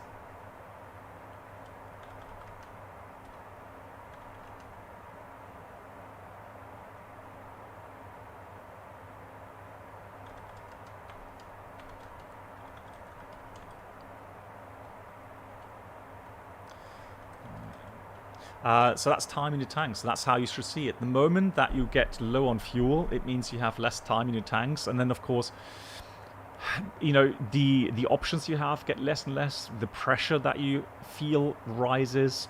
And, yeah, the decisions you make under pressure, obviously, tend to get worse and worse. So it's something, you shouldn't get yourself into. And I can tell, that's when I get asked, hey, Black Box, have you had any, some crazy failure or something like. It's like, well, I've had failures, technical failures, but I didn't. They never really stressed me out much because you had checklists, you had procedures, you've practiced these things. But weather is something which is so dynamic and can change within minutes. Hello, hello. Testing. Yeah, I can hear you. I can hear me. Good, yeah, good. Okay, good. The hell's going on with my machine? I don't know. Anyway. Yeah. And so, yeah, it's like, when you get into these situations where, you start feeling the pressure of having to look for alternates, knowing as well that, you're going to have so much more workload coming up.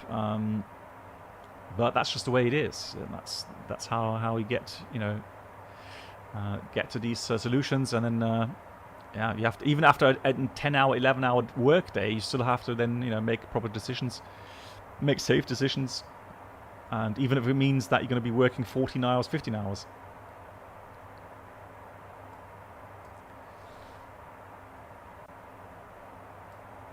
Yeah, here he is. Hello, I can see you. Yep. Hey. Okay. So you literally had a complete disconnect and you reconnected again. I don't know what's happening. My machine is kind of like, it goes 25 FPS, then down to 6, then back up to 25. Okay. And it's just completely random. And I suspect something's up with my networking. Okay.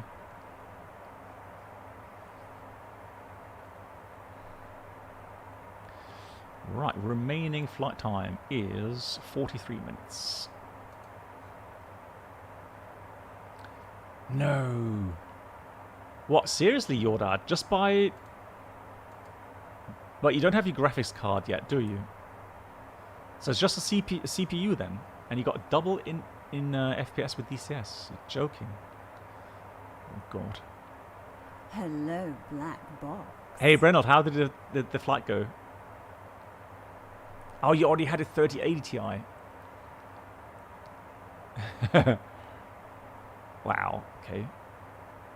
That's crazy, just for... Oh, you went from the 9900, okay. But still, I mean... Wow, that's a lot. Okay, so let me do a quick update.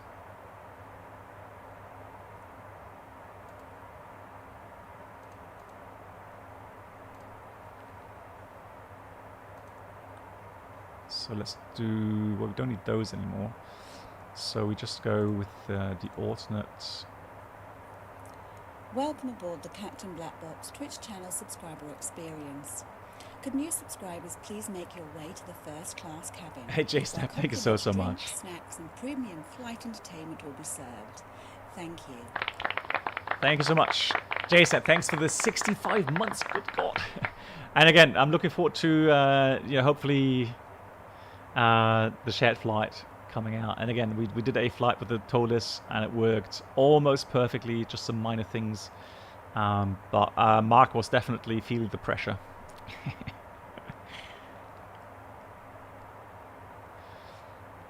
So what else can we do? We can do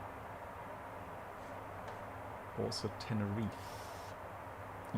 Toti is still there, or are you still fighting with them? Should be here. Yeah, loud and clear.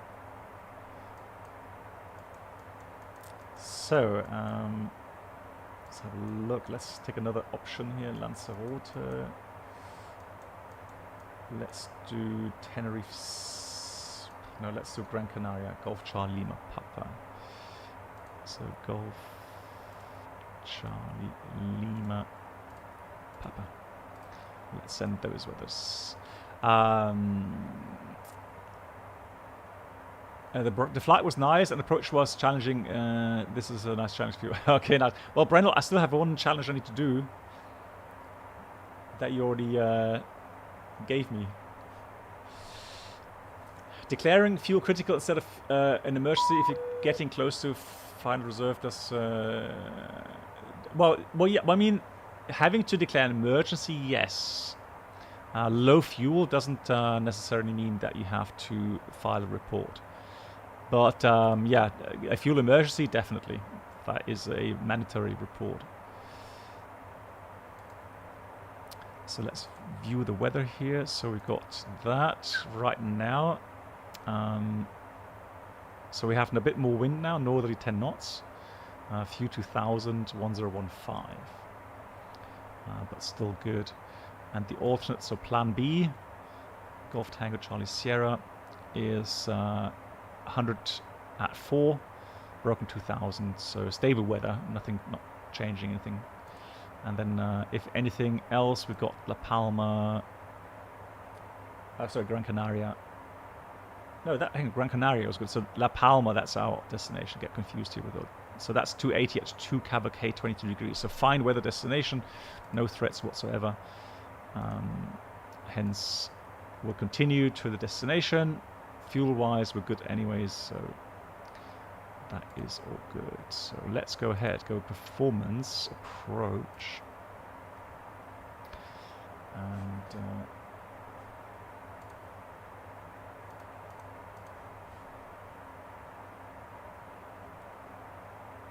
So just go in order of the items there. Yeah. Just looking. 1930, that's an old weather. Okay, so we'll do The GCLP 2030 Zulu is our latest weather for Palma. So weirdly enough, in Sim Toolkit Pro, it's a lot older, 1930. Kind of strange. It's an hour old. Yeah. So about an hour and a half. Yeah. Then we get. Just look at CD3. We've got the weather. Oh up yeah, there. you're right. I keep forgetting we have 3 of those. There we go. Thanks. Right. Yeah, I know. Airbus. Yeah. You're not used to having 3 of them. No, I wish I had. So there we go. So Golf Charlie Lima Alpha. So 280 at 2. Could actually just leave that as is. Temperature 22. And QNH is 1016. There we have it. Cool. Next page. Delta V ref. So we add what, 5 knots? Delta VRF is only used when you have contamination. Oh, there we go. so Yeah, exactly. Oh, yeah, you told me that. Otherwise, it's inactive. Yeah, perfect. So we'll send the speeds. Yes, we're going to have engine bleeds on APU, so engine bleeds are going to be off, and thrust reversers are both operative. Yeah. That's all. Yeah, so Brendel, I did read the answer. So your flight went well. Nice challenge. But I said, Brendel, so you already have given me a challenge, so I need to do that first. Yeah, so VREF, Brendel, is right now 125 knots for this configuration. So currently we have 15 tons landing weight. And there's no wind, so actual approach +5, and that's going to be good enough. Yeah, 130 for the approach speed itself. Yeah. Right, we've got top of drop coming in 100 miles. Yeah, give or take. Yeah. So yeah. So what are we going to do for approach? Yeah, so I've planned for a RMP Zulu. Gotcha. Runway 36, LPV only, but we can do LPV here, so that's why I've chosen that one. Yep. And so we come via the arrival Rusick 1 Quebec. And we come via Larry's. Let me bring up my chart here.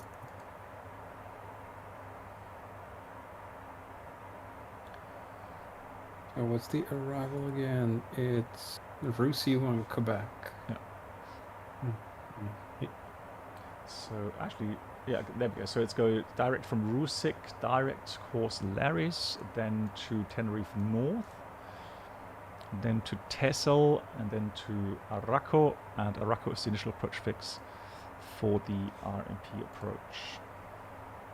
There's that. Hey Sounder, how you doing? Welcome. Oh, it's just a square base and onto final. Yeah. Nothing creative. Yeah, no, nothing to there's nothing there that really stands in the way in the approach path. So just checking the altitudes that we need to maintain. So Araku is 4,500. What's this? 8.8. It's- Anyways. Currently, yeah, it's predicting 8.8. I can put in a manual constraint if you want, but Yeah, I mean think it's it's 8 gonna be miles, so I would say maybe 5,000 or something. I'll just code in the one that's on the chart. Or 4.5. Chart says Yeah, 4,500. that's cool. So Yep, I'll put in 4,500 or above. perfect. Execute. Yep. So the next one's then Lima Alpha 400 is 3,000 above. That's correct. Then Lima Alpha 11 Sierra is 2,400, correct. And then we got Up to 20 speed, yeah. yeah, max to 20, correct. And then we got Lima Alpha 07 Sierra. That is the descent point out of 2,400. And descent profile is 3 degrees down, correct. And the distance is 6.9 miles, perfectly programmed here to the runway. Missed approach goes straight ahead, Lima Alpha 430, then a right turn, Lima Alpha 440, and we've got Araku, and then back in the holding at Araku, or new approach. And so a little trick for LPV approaches, you should also check the arrival data. So if you go index arrival data, so I'm going to show you on CDU2 here Okay, as yeah. well. Okay, so just pop that up. Yep. Index arrival data, and we'll check that it is in fact RMP Zulu 36. We're going to be flying it in LPV mode. Ah, yeah. There is no other mode available for it.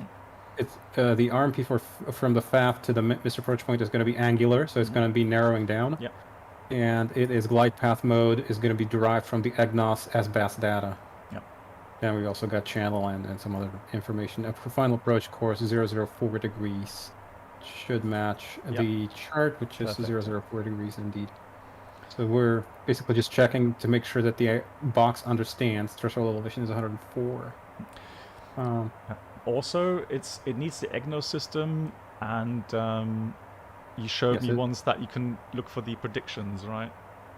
Yes. So normally, EGNOS is a little bit different from the predictive RAME, but RMP RAME. So if we go into index, GNSS control, RMP RAME, it's going to check 15 minutes ahead and 15 minutes after our time of arrival estimated, which is 1044 currently. If we say that we're going to be arriving at a different time, I can put in, let's say, 1050, put that in. It's going to think about it for a minute. It's going to talk to the GPS units, and it says, okay, it's probably going to be available at that time. Cool. So it's just checking that we're going to have at least 5 or more satellites, at least, I think, 10 or 15 degrees above the horizon line. Where we have a decent chance of having good GPS reception. And we'll also check, select SBAS. We have EGNOS enabled. And in fact, we can go to GNSS status onto the second page. We are actually, even on the first page, we can see that we are in mode SBAS precision approach capable. And on the second page, it says EGNOS is the service in use. And it's given us a horizontal and vertical protection level of 25 meters and 37 meters. So it's basically going to make the EGNOS service is guaranteeing for our current position that the GPS signals are not going to give us more error than 25 meters horizontally and 37 meters vertically. Wow, okay. And Interesting data. And that is the key. And once we're in the approach, actually, the approach HAL and VAL values are going to start being populated. That's the horizontal alert limit and vertical alert limit. And if we are, so these are coded inside of the database of the procedure itself. And if we exceed those, if the HPL or VPL exceed the alert limits, we're going to get a, it's going to be an amber approach not avail, or some check pause, or there's a bunch of messages there. Basically, the thing is going to start screaming at us, no approach or approach not available. Okay.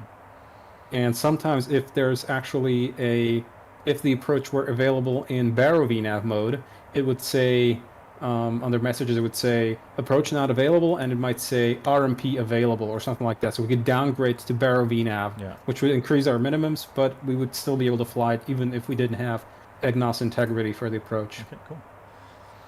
Interesting. Yeah, so those are the things, since I don't fly LPV approaches, not authorized at my company.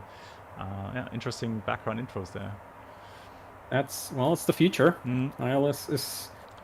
It's not going away, but it's not nearly as widely available, and GPS and GNSS approaches in general are going to start proliferating because it's just so much cheaper to maintain the infrastructure, because there's really not much. Yeah, exactly. That's why they're pretty much scrapping things like the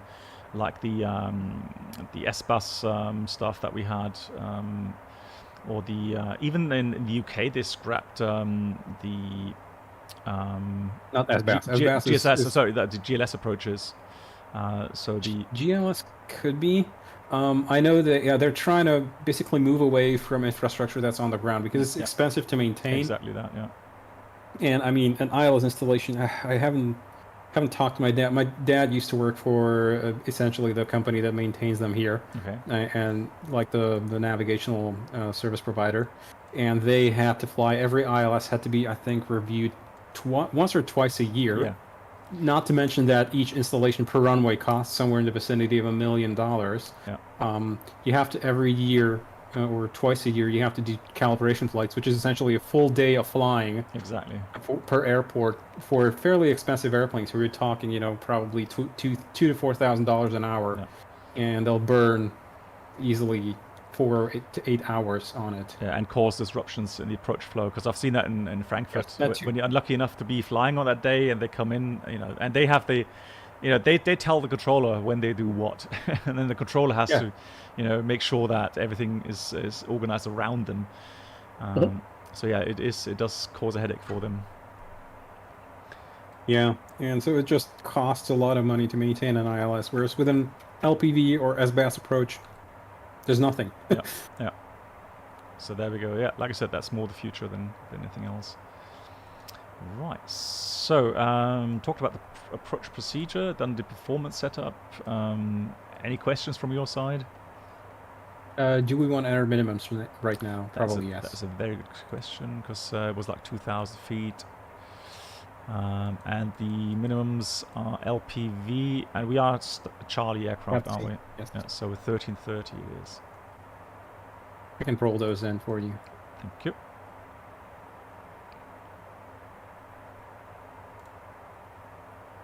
That was going too far. Yeah, perfect. There we go. There we go. Bob says hand fly from top to descent. Oh, from top to descent, I'm too tired to do that, Bob. I will fly. We'll see. I mean, it's an LPV approach, so normally you would try to use automation as much as you can, but we'll see. We'll see when we can switch off the autopilot. Good. Yeah, minimums radios. We don't really need to set anything.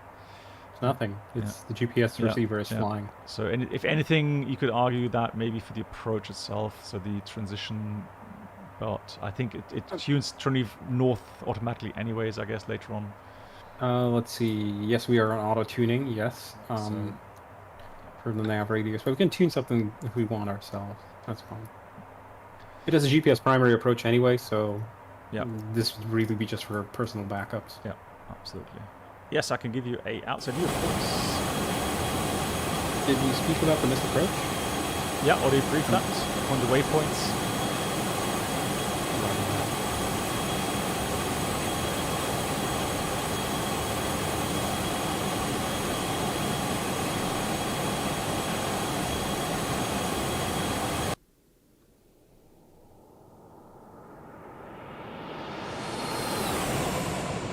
I'm going to switch the hold over to ICAO speed limits, since that's where we are. Yep, that's what we're going to do. Other than that, nothing more. It's a shame that we have a bit of cloud layer there. I'd love to show you guys the islands here. So I do have Orbix Canary Islands installed. Alright, top drop coming. So that's... Yes, you got it on the MFD there, just above the map. It says POD in 4 minutes. Yeah, there you go. That's cool. That's a cool feature as well.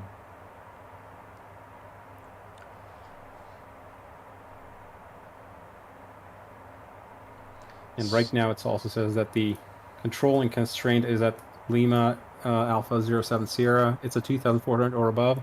That's what it's targeting.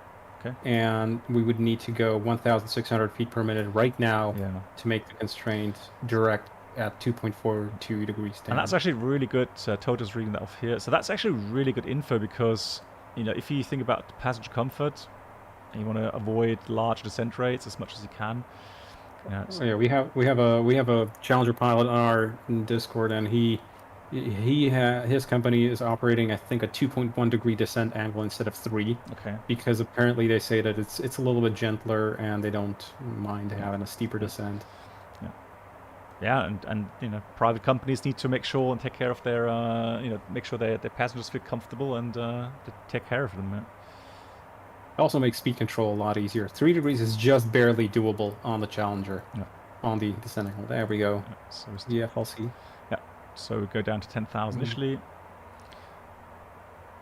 Oh, you did manual descent there. Yeah, I pressed initial. So that green circle, that magenta circle on the vertical speed scale, that's a 1,600 feet per minute, is it? Yes. As a target, Yes. yeah. And there you have that path. Of course, that We can do VNav direct if you want. Direct basically make it compute the descent profile directly from a present position. How do you do that? Let's go to direct. Direct. And on the right-hand side, you basically click one of the constraints that you want to target. So Okay. probably we can go straight to the the Lima Alpha 070 if you want, or anything in between. Yeah, no, okay, we'll do that. Okay, VNav direct. As soon as you execute that, we should capture the V path. There we go. Ah, okay, cool. Well, there we go. And it's computed that 2.42 degrees is right now what it's going to target for the V path. Yeah. Oops, sorry, I pushed your button there accidentally. I didn't mean to do that. Yeah, but that's showing V path. Okay, perfect. Nice. So nice gentle descend. And if we have a look quickly on VNav setup, it should be, yes, in VNav descent, so it is in descent mode right now. Still maintaining Mach 0.80 as we have programmed. And 300 knots on transition, then 250 below 10. But that's why it's not in idle power, obviously. Yes. So cool. So we've got later on the descent checklist and then the in-range checklist to come. Yes. One thing you have to be mindful of when you do a VNav direct, that deletes any intermediate vertical constraints. So if there were any, we have to be careful about those. Yeah. So now we need to monitor that we don't bust the minimum, like flight level 70 is until we are at Tesla. So that's something we need to look out for. Okay. Yes, fortunately, by deleting the constraints, we actually do now have VNav predictions visible in small font. So we can see that we're going to be crossing Tesla at flight level 160 anyway. So, yeah, so it's no problem. Yeah. It's no problem anyway, yeah. Cool. Emoji, hey, how you doing? Doing good. How you doing?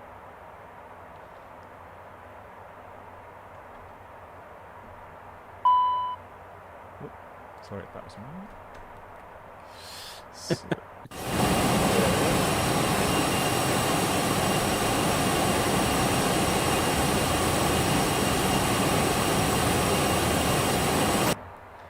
So Pioneer Wizard says in the Embraer 175, particularly put 2.5 degrees in.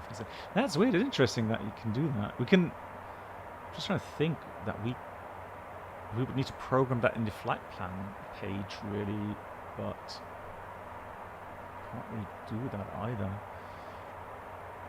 So that's because the Airbus is using what they call performance or idle path VNav. Yeah. Whereas the Challenger uses a constant angle. So you're technically idle path descent or idle path VNav is more fuel efficient, although we're talking units of percent. Yeah. Airlines do like it. Like it's an airline marketing feature, even though you rarely ever fly it. You barely, well, especially when there's a lot of traffic, you don't really. Nobody really wants your descent path to be unpredictable, least of all ATC. Yeah. So almost never do get that to fly idle path fully. Yeah, that's true. But they do sell it onto the airline, so whatever. So theoretically, yes, it could do it, but yeah, like I said, it's usually there's so much traffic that you can't do that. There's also very little flexibility. The idle path VNav computes the exact energy state with all the winds and everything, so that you hit your basically your configuration decel point at the ideal speed to start configuring. that means you must have no change in the winds, no shortcuts, no changes in flight path, nothing. Yeah. No vectors. That's true. Yeah. And so, what if ATC suddenly gives you a shortcut? Now, all of a sudden, if you were just following blindly on VNAV, fat, dumb, unhappy, suddenly you're 3,000 feet high. Yeah. Over energy, and now what do you do? Yeah, exactly. Bit of scenery loading in, it seems. Yeah, so that's why normally, like A320 in the progress page, I'll put the landing runway in. So I'll always have kind of a direct to the runway distance. So I keep that in the back of my mind. Exactly for those instances where you do a direct to and get a shortcut. Yeah, Bruno, that's the thing. I've seen those those continuous descent approaches with the pseudo flat waypoints, and I'm seriously thinking the same thing. Like, okay, so how often would you do that? Actually, in theory, it sounds all very nice and save 20 kilograms of fuel per approach, but I mean, literally, how often can you do that?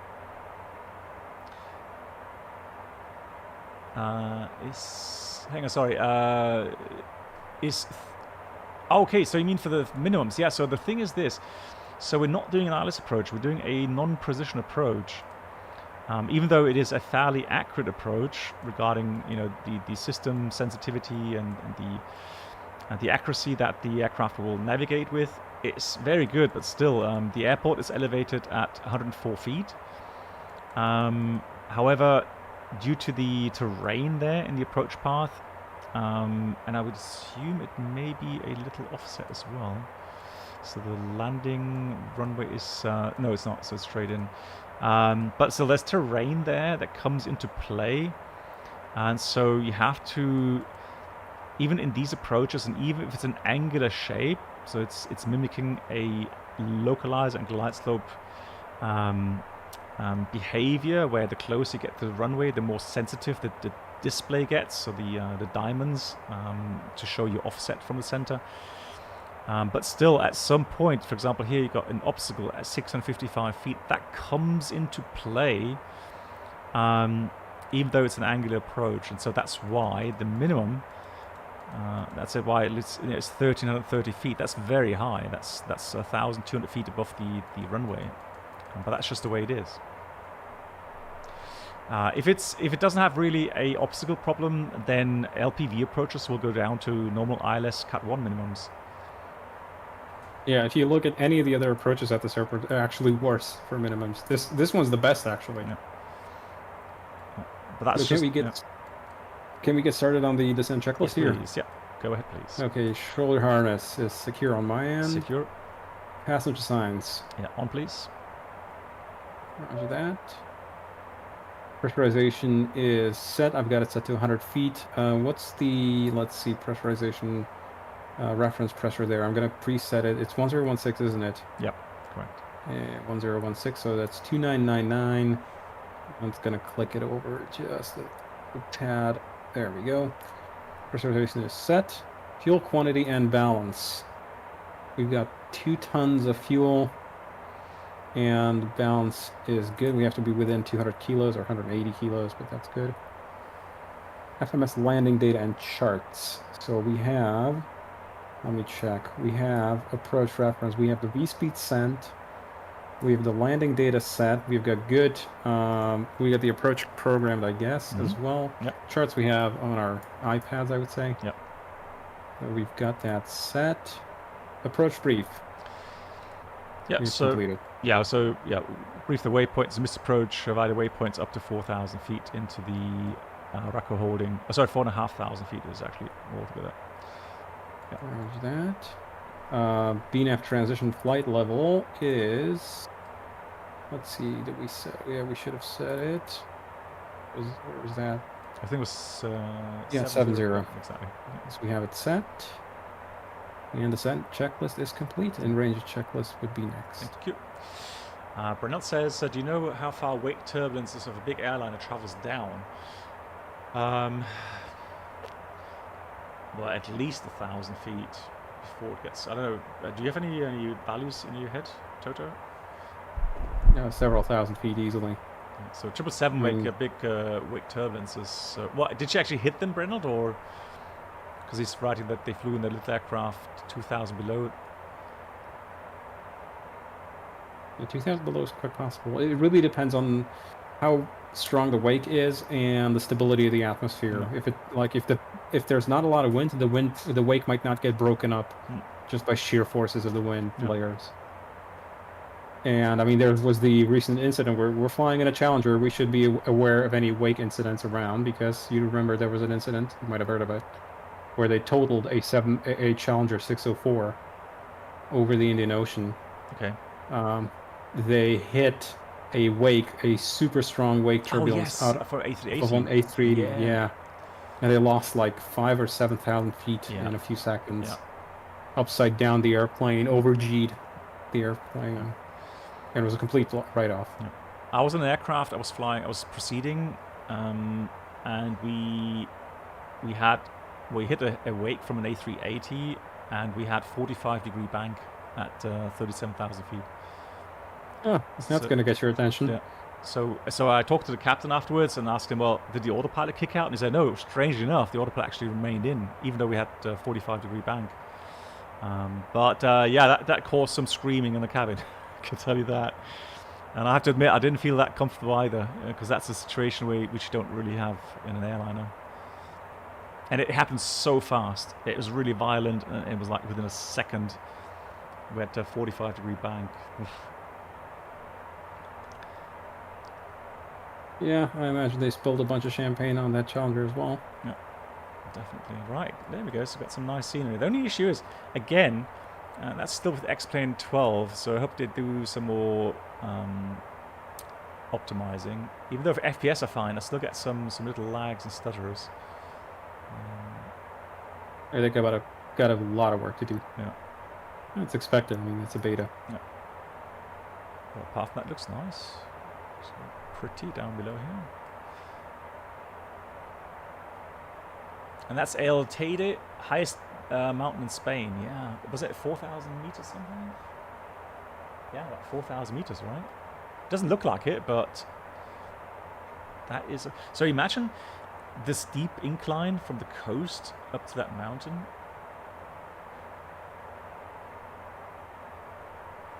Crazy.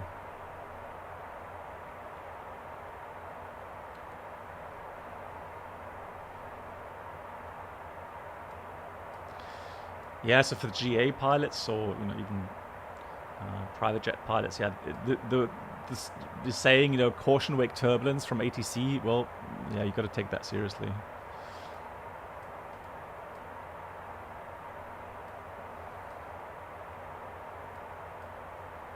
Good, we are. I'm gonna go set up the cabin for arrival. Yes, Play the please. announcements and stuff. Oh yeah, cool. Mark, you taking notes? For the next time.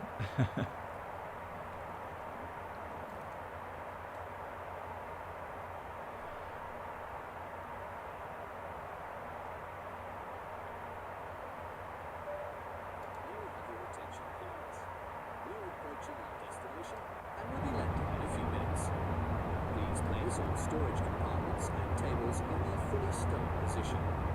All portable electronic devices must be turned off. Ensure that the seats are fully upright and that all loose articles are stowed. And observe the seatbelt and no smoking signs when they appear. Hey Ali, welcome. Alright, they have been briefed. Excellent. What's going to happen? Thank you very much. Just watching the path. So we are cleared to descend 4,000 now. So 4,000 feet. I'm just going to try and get one more update. Actually, I can ask you now. Could you do me a favor and get the one more update for the weather here in Absolutely, Charlie on it. Alpha. Roger that. Actually, I'm going to leave our alternate in there as well, just in case. We'll fetch both. Yeah, Mark, of course he says. Yeah.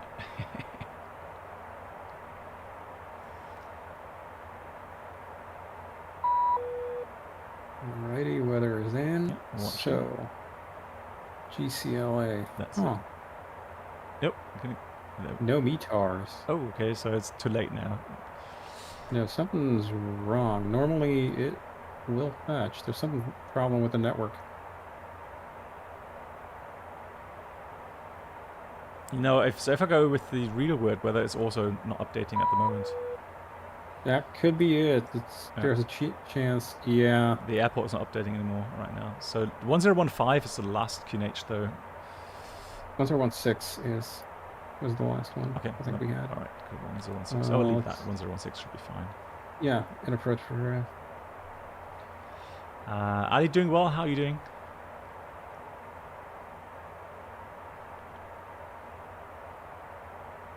You can actually pre-select your QNH, by the way. If you want. Oh yeah, correct. So 1015. 6 we said 1016 pre-selected. I already have the standby set for 1016. Yeah, me too.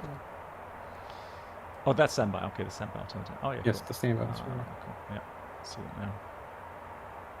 Oh, one more thing I want to do. I want to get crossbars. I'm not a big fan of these V-bars, so I can get that for you. It's in here. Go to config and no, not that one. Sorry. That one. perfect. All right, excellent. Yeah, much better. And then we go.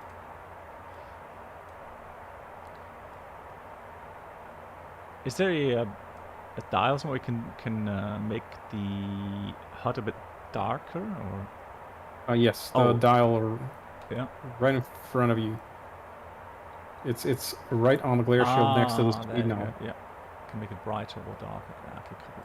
There we go. It's a little bit hard to see with the clouds, the white clouds behind it. There's a bit of turbulence there. Yeah. One of the new volcano La Palma's visiting the sim. Got to check. Oh, you mean like the one that erupted and made another little volcano next to it? Okay. Yeah. Cavok Simulations, howdy. Firstly, thank you for the awesome and countless work put into development. Toto, that's to you. Can we get an update on the TBM 900 and the Saab 340? Well, the TBM 900 is going to be done for X-Plane 12 after I'm done with this one for X-Plane 12. So basically, as soon as the next update for the Challenger is out, I'm going to be working on the TBM to get it up to X-Plane 12. Saab isn't mine, so I can't really talk about that one. Yeah. But yeah, TBM after all the work is finished here with the Challenger. Yeah. Yeah, so definitely going to get it back into the TBM as well at some point. I'm trying to fetch the weather again. Oh, there we go. There's just a minor hiccup on the server. Okay, there we go. Okay, so 1016. So, yeah, that's only 25 minutes old. Yeah. Winds have changed a little bit, so 280 at 5, I'm going to put that in. Yep. That's going to deselect the V speeds. Temperature is 21. QNH is unchanged. Cav okay, so very good. Yep. Weather. Nice. So I'm going to resend. Speeds are unchanged, and we've got actual landing distance of 781 meters, okay, 2 kilometer runway. Yep. More than 1,000 meter margin. That should do. Okay. Easy. Easy. I feel like. So, good. Oh yeah, one thing that still confuses me. So if you're doing an ILS approach and you've programmed everything, of course it stays in FMS nav mode, right? So, yep. At what point does it change then automatically to the ILS? It changes when you arm approach mode. So when you push on the FC, you push approach, and it's intercepted the localizer. Ah, okay. So that basically it goes. You normally fly in nav mode most of the way, or in heading if you're being vectored. 31 miles out, it's going to give you what they call ghost needles. So if I show you on your PFD, put it into rose mode, you'd see a pair of blue dashed needles on here with the preset course and deviation, and that means the system is ready to switch over to ILS guidance. Then when you arm approach, you'll see on the FMAs it's going to show in white Loc 1 arm or approach Loc 1 arm and glide slope arm. Okay. And then when it captures the actual ILS, it's going to swap over to green needles conventional navigation, and then you are fully in ILS guidance conventional. It's a little bit clunky, I will completely admit that. That's the way it works. Yeah. It's just I always get nervous when they're not showing up. You know, when I expect them to show up, I'm like, okay, so Yeah. what do I have to do? Do I have to do it manually? Absolutely. Mark says he taught me that. Have you really, Mark? Can't remember. We're about 9,000 feet above field. I would recommend we start the in-range checklist now. Yes, please. Okay, in-range checklist, APU, start. So start it, altimeters, R1016 on, well, actually, Well, we can change that now. yeah, we're cleared down below flight transition altitude, Yeah. transition level. 1016. So on 1016 on my end and on the standby, so that's 3 checked and set and cross-checked. Avionics, we were already set up. We've checked and briefed the approach. Yeah. External lights. Actually, yeah. you already have no Yeah. landing lights, and I don't think I turned them off. No worries. N1 target. There's many schools of thought on what N1 target to select for the approach, but normally the easiest one is to just go TO limit. That's going to be your takeoff or go around limit automatically anyway, so that's fine. Okay. APU PAX transition. So now I've got the APU is available. I'll start a little timer here. We have time, so we don't need to hurry about it. Come on. There we go. Chrono is started. 2 minutes for warm-up on the APU. Okay. And then the And, APU bleed, and I'll transition the APU bleed and continue on with the checklist. Cool. All right. Okay, so normal ATC then will give us via ARCO cleared the approach. So that means I can dial in 2,400 feet now. Affirm. We should probably also start slowing down. Okay. So I will do selected speed. And just roll the pre-selector down. Yeah. That's very comfortable. Cool. You could, we theoretically could delay the speed, slow down a little bit more, but we are new to this. We don't fly together very often, so give ourselves time. Yeah, definitely. 200 knots will be perfect for the base turn. You don't get extra points for flying fast.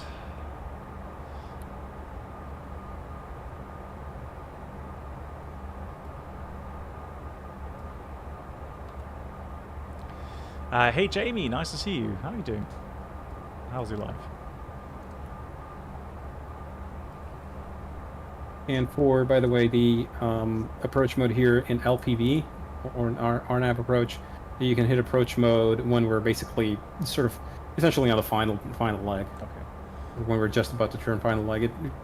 It's not as picky here, but generally they'll wait until they're basically set up on final and they're cleared to really basically descend down to the runway, because once we arm the approach mode, it will switch over into glide path vertical mode and will not stop at the pre-selector altitude, so we need to be sort of on the guard there. Yeah.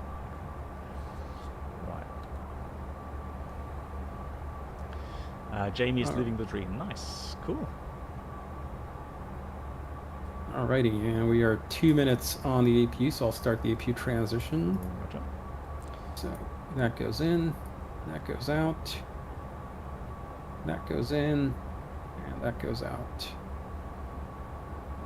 And cabin is still descending, that's good. So PAX transition is completed.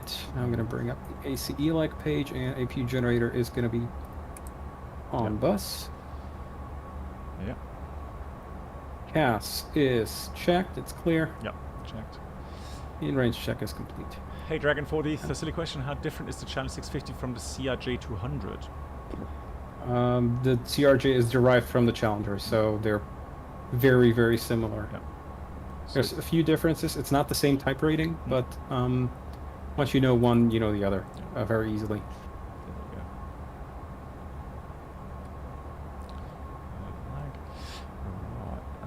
Gonna fly that turn, so the first set of flaps, is that 20? Okay, so you want flaps 20? Yeah, yes please, flaps 20. There we go, flaps 20. And before landing checklist is next one. Perfect, thank you.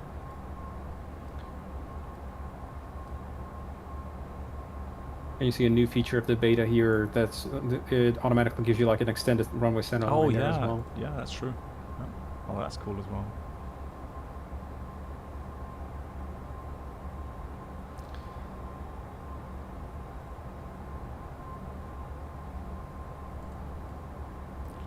correcting a little bit. So once we turn final, I'll press the approach button. Yeah, it's fairly windy. Wind is shifting a lot, I can see. It's only like 9 knots, but it's shifting a lot. Yeah, that's true. Challenger is exclusively private, or do some airlines use them? Are you aware of any airline, Toto, that use the Challenger? No, it's just a business jet. Unless they're flying the airline executives with it, which I don't think they would. So just a tad above, just let me see. No, they're coming back into profile. Right, approach mode is armed. So we've got approach LNAV. Yep, and glide path will arm once we're, let me think. Should arm soon. Yeah, there we go. Now There we've got we the go. diamonds. Yeah. So VGP, so was it vertical glide path or VNAV glide path. VNAV glide path? Okay, so Okay, 1,000 to go to pre-selector. What's our missed approach altitude? should be 4,500. 4,000. Yes. So diamond in, 4,500 is set. And let's go gear down. Gear down.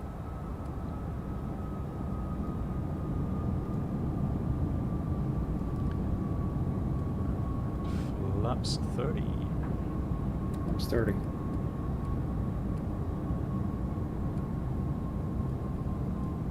Well, there's the island coming into view. Beautiful. So Yeah, I'm just testing the anti-skid. Yep.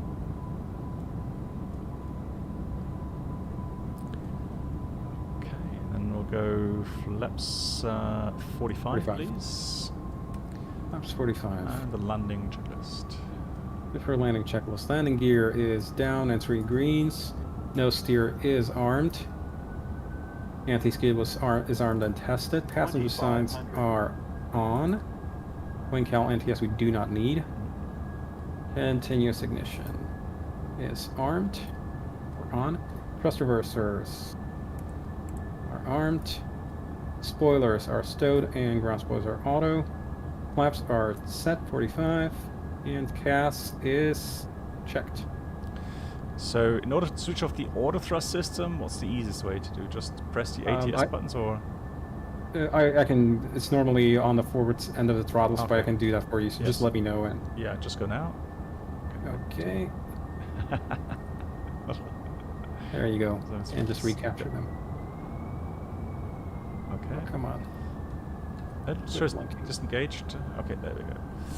Cool. So we'll do the head-up display here. Manual flight. Just going to follow the path vector down.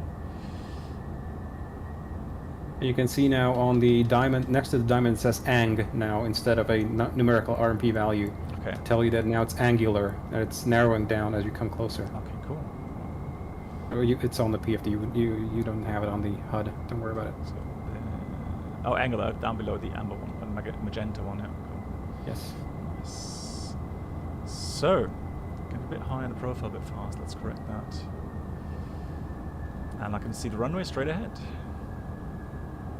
It's a shame that there's a bug with the shimmering clouds. So somebody said I should just simply cancel the live weather update, but I can't go into the menu right now. Continue. Runway set sight. Manual flight it is. Don't crash. Yeah. Try not to. But looking at this now with ortho scenery, it looks very good. 1,000. Is checked.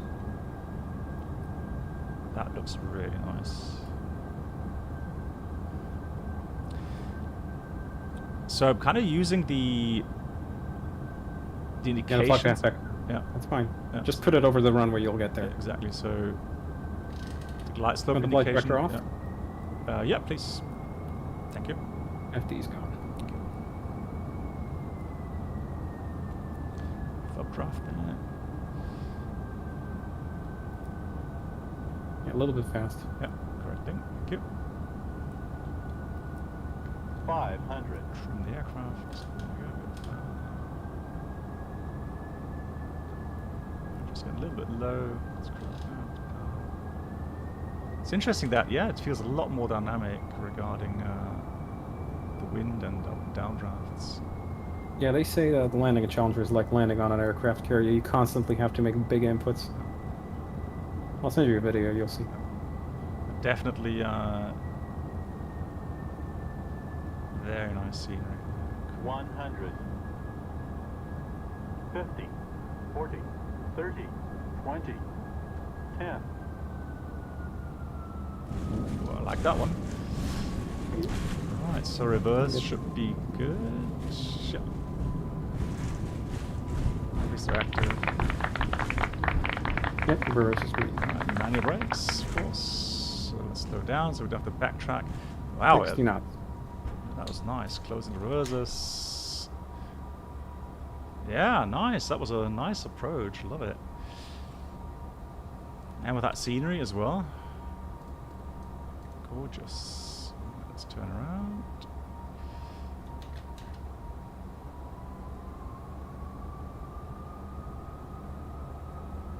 Let me know when you want the after landings. Yep, I can do after landings now. Thank you. Absolutely. After landing, so we'll draw on the taxi. I'll keep the landing lights for now until we're off the runway. Roger.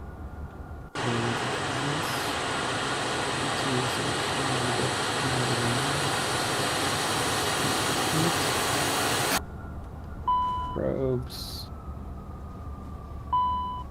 Wing anti-S we don't need. Cowl anti-S we don't need. Spoilers. They're gonna be stowed. I'll get those for you. And they are auto spoilers, right? So, No. Oh, okay. So you see. Don't worry about it. Oop. Sorry, what the hell did I do? I apologize. Was taxing too slowly, I guess.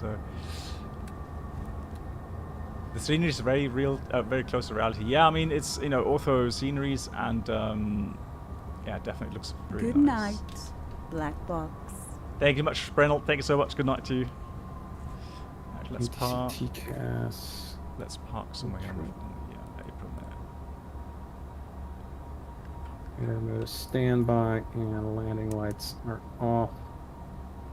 Taxi lights off. Anti-collisions are off. Good.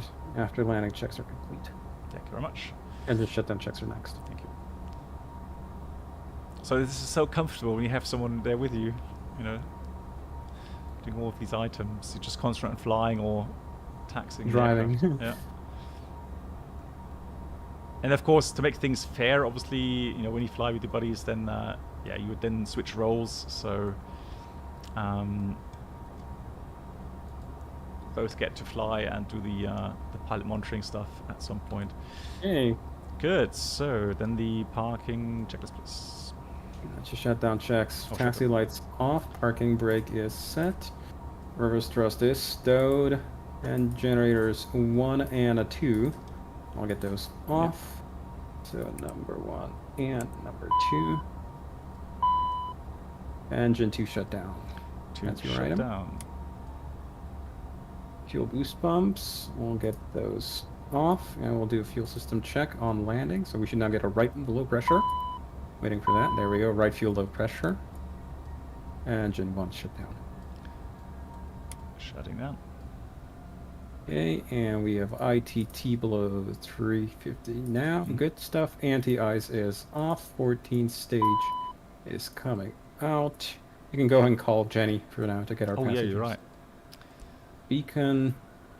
No steer. ATC TCAS. Good standby.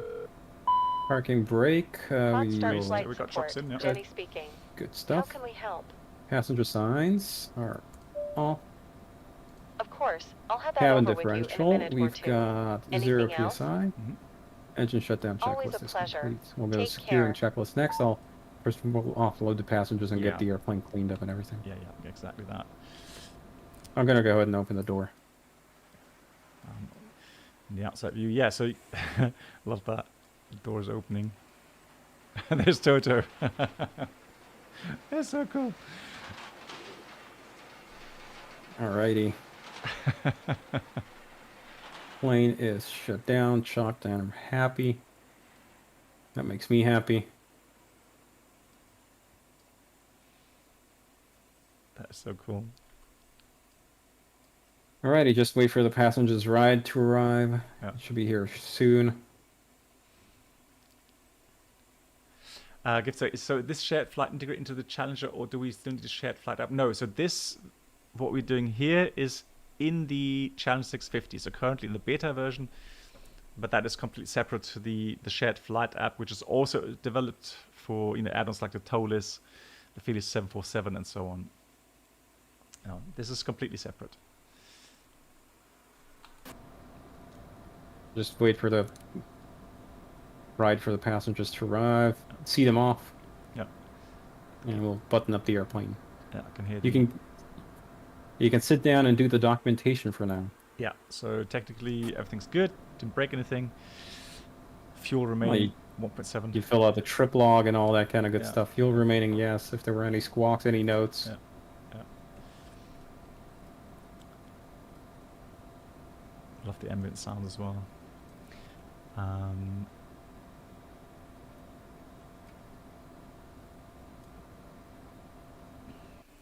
So let's see. Yeah. So good thing is we should have called in earlier for the pickup, but there we go. That's fine. You live and learn. I should be here very soon. So hopefully. So one thing I can definitely say is compared to X-Plane 11's X-Plane 12 does have a bit nicer shaders. So, there is the car. So when you do use, especially Orbix ones, they do look very nice. Alrighty, passengers are deboarding. I'll check the cabin and see if they left any belongings behind. Check the lab. Nothing there. So let me close all the blinds. You should be able to see that from the outside view as well as I'm walking through. Oh, hang on, let me just see that. Oh yeah, I can see it there. Toto's closing the blinds.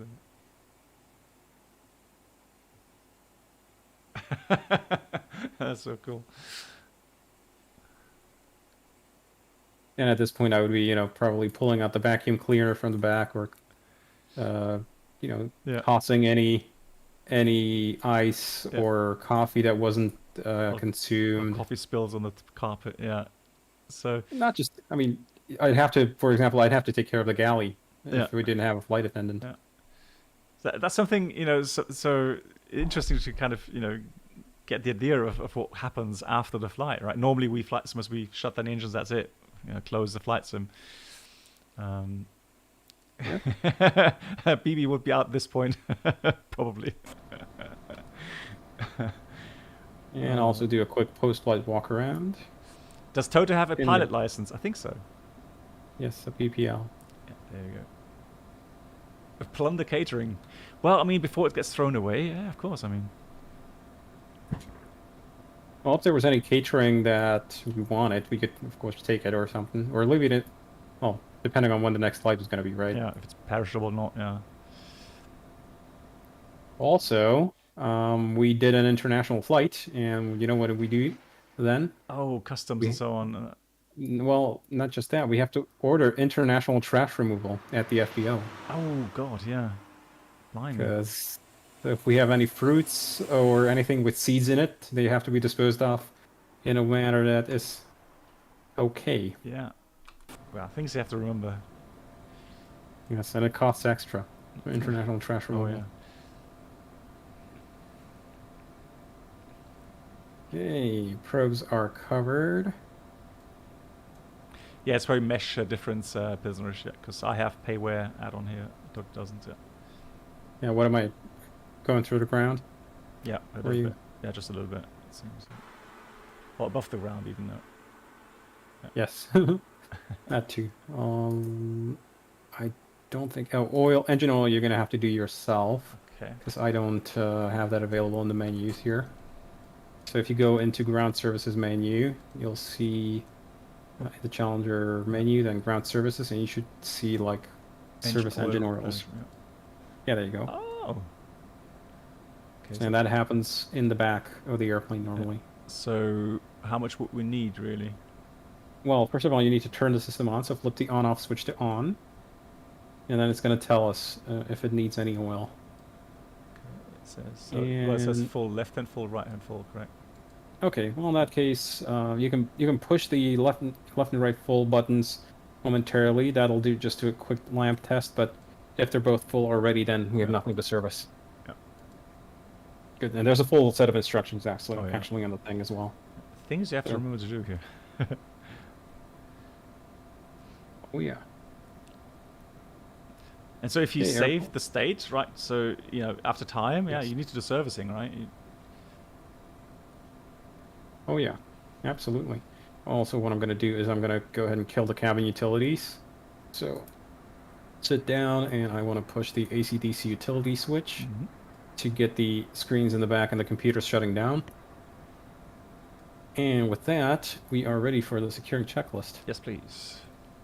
Alrighty, let me just get my paper version out so I don't lose it when the power goes out. Checklist. I want to at the very end. Securing checklist. Okie doke. So emergency lights off. Also turn off the signs. AC/DC utility switches off. Headsets, mine is off. Yep, mine is small, yeah. Thrust reversers off. Chocks are installed. Yep. Parking brake is released. Mhm. Hydraulic pumps. So classic style. Whenever we do anything on the overhead that has a mnemonic page with it, we bring it up. Okay, hydraulics are off. Nav and logo lights off. AP generator. Let's see. Yes. AP generator off.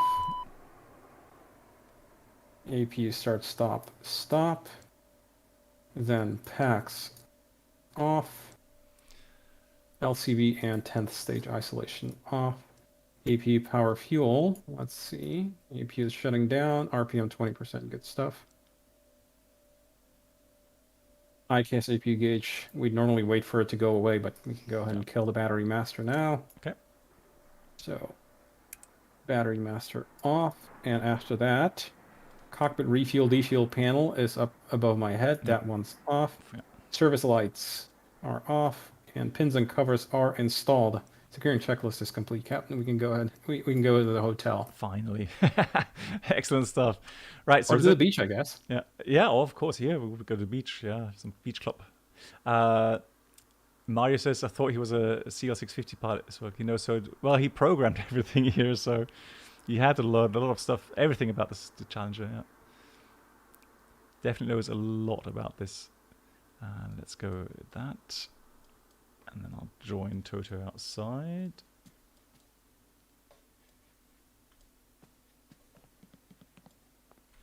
Right, let's do some. I'll get the door for you, don't worry. Oh, yeah. There's an easy trick. If you click on the handlebars up above, it will, if you just click and hold them, you don't have to even move your mouse. It will stow them. Okay. So just like that. Ah, there we go.